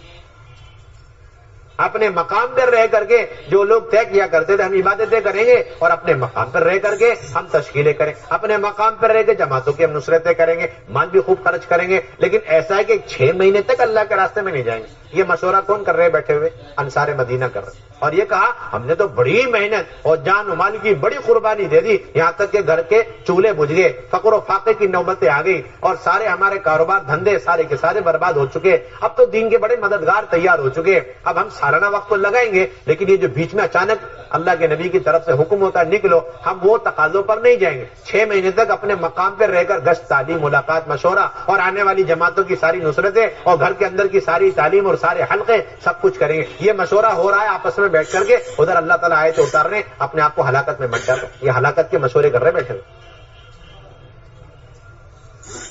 وانفقوا فی سبیل اللہ ولا تلقوا بأیدیکم الی التہلکہ. اصل بنیادی یہ کہنا چاہیے نکلو اللہ کے راستے میں. انہوں نے طے کیا تھا خرچ تو کریں گے لیکن اللہ کے راستے میں نہیں, مقام پہ رہ کے خرچ. اس سے معلوم ہوا نکلنا اللہ کے راستے میں نہ نکلنا یہ ہلاکت, اور اللہ کے راستے میں نکل کر کے خرچ کرنا وہ اصل خرچ. اللہ کے راستے میں دین. اس لیے مولانا یوسف فرمایا کرتے تھے حضرات صحابہ کے مال کا سب سے بڑا مصرف راہ خدا ہے. صحابہ کے مال کا سب سے بڑا مصرف راہ, جتنا ان کا مال دین کے زندہ کرنے میں لگا ہے اتنا کبھی ان کے خواہشات پہ نہیں لگا. کبھی کس میں نہیں لگا؟ خواہشات پہ نہیں لگا. کبھی شادیوں میں نہیں لگا. شادیاں تو ان کی اتنی آسان ہوا کرتی تھی. واقعہ لکھا ہے سیرت کے اندر کہ ابو دردہ رضی اللہ عنہ مدینے کے کسی گلی سے گزر رہے تھے, دیکھا کچھ لوگ تسبیح لے کے بڑے غمگین بیٹھے. پوچھا کیا بات ہے, کوئی موت ہو گئی؟ لیکن ہم تو ولیمے میں آئے. کہاں ہے جی ولیمے میں آئے. پھر یہ کیا حلیہ بنا رکھا کہ نہیں, وہ ولیمے کا کھانا بننے میں دیری ہو رہی تھی تو کہنے کا ہم کیوں ادھر واہیات اور لغویات میں لگے, ایرانی تورانی میں, اس سے اچھا ہے کہ ہم ذکر کریں. ہم سب سیکھنے سکھانے میں, ذکر تلاوت میں لگ گئے. اللہ آج تو میت میں بھی میت کا ماحول نہیں ہے, ایسا لگا جیسے خوشی کا ماحول کسی شادی میں کھڑا, اور وہاں پر خوشی کے عالم میں ایسا لگ رہا جیسے کسی جنازے میں کوئی شریک ہو. اتنا مختصر زندگی ان حضرات کی, اتنی مختصر زندگی. سارا مال کدھر لگا؟ اللہ کے دین کے لیے لگا. ایک جماعت کو روانہ فرمایا. صبح کے وقت جماعت روانہ ہو گئی. ایک صحابی نے طے کیا کہ آج جمعے کا دن ہے اور پھر مسجد نبوی کی نماز ہے اور اللہ کے نبی کی اقتداء ہے, سید الانبیاء صلی اللہ علیہ وسلم کے پیچھے نماز پڑھیں گے. پتہ نہیں زندگی میں دوبارہ موقع ملے نہ ملے, کیونکہ اس زمانے کی تکلیف, اس زمانے کی تشکیل وہ تو ہمیشہ کی ہوتی تھی. موت حیات کا کوئی بھروسہ نہیں, چلے 4 مہینے کا مسئلہ. یہ سوچ کر ایک صحابی رک گئے اور یہ سوچا کہ میرے پاس سواری عمدہ ہے, میں جلدی سے جا کر اس جماعت کو پکڑ لوں گا. نماز سے فارغ ہوتے اللہ کے نبی بڑے حیرت اور تعجب, اے ابن رواحہ تم گئے نہیں؟ اس سوال سے آپ اندازہ لگے اللہ کے نبی کوئی خوش نہیں ہے میرے پیچھے نماز پڑھنے والے صحابی سے. ایسا صحابہ کو تیار کیا ہے, میرے ساتھ چمٹے رہنا اور میرے ساتھ جو ہے پیچھے نمازیں پڑھتے رہنا, اس سے زیادہ افضل اللہ کے راستے میں نکلنا.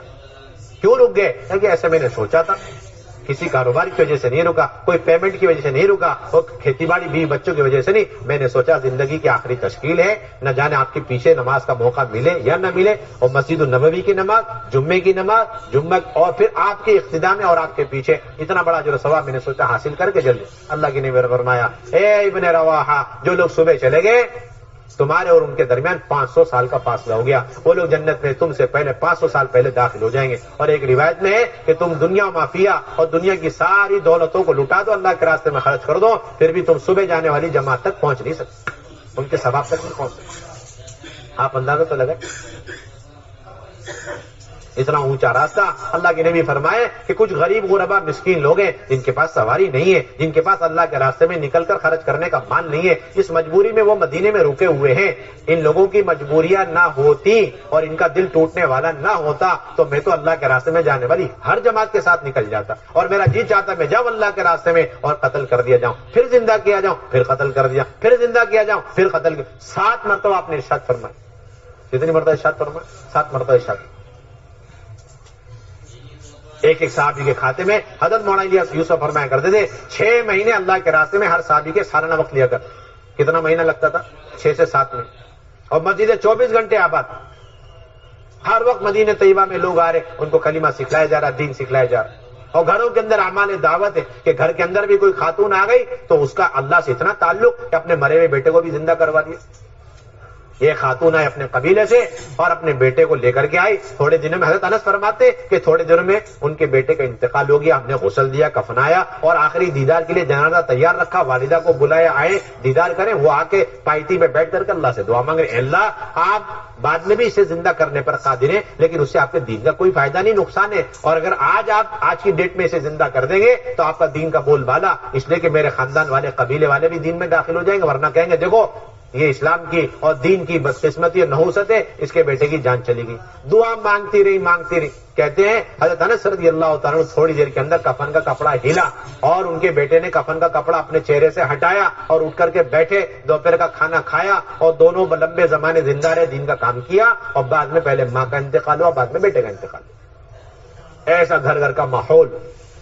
آئی بھی خاتون تھوڑے دنوں کے اندر اللہ سے اتنا گہرا تعلق اور دعاؤں کے اندر اتنی طاقت قوت ہے, اپنے مرے ہوئے بیٹے کو زندہ کرا.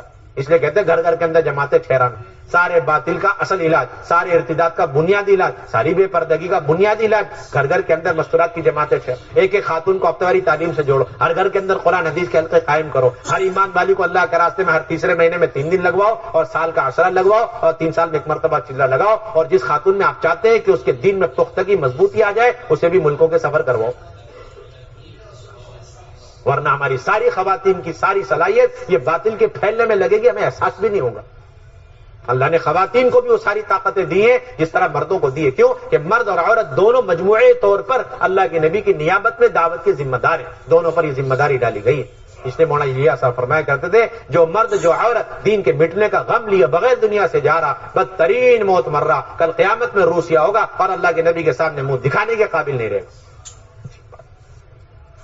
اس لیے سارا مجمع عزم ارادے کرے کہ انشاءاللہ اس کام کو اپنا کام بنائیں گے, اپنی مسجدوں کو 24 گھنٹے آباد کریں گے اور اپنے گھروں کے اندر اعمال دعوت کو زندہ کریں گے اور انشاءاللہ ملکوں میں جائیں گے اور ہر سال کے 4 مہینے لگائیں گے. اب ہمت کر کے فرمائیں انشاءاللہ کون کون تیار فرمائیں. میں جو علماء کرام پہلا سال لگا چکے وہ حضرات ہمت کر کے کھڑے ہو کر کے فرمائیں ہم انشاءاللہ دوسرے سال کے لیتے ہیں.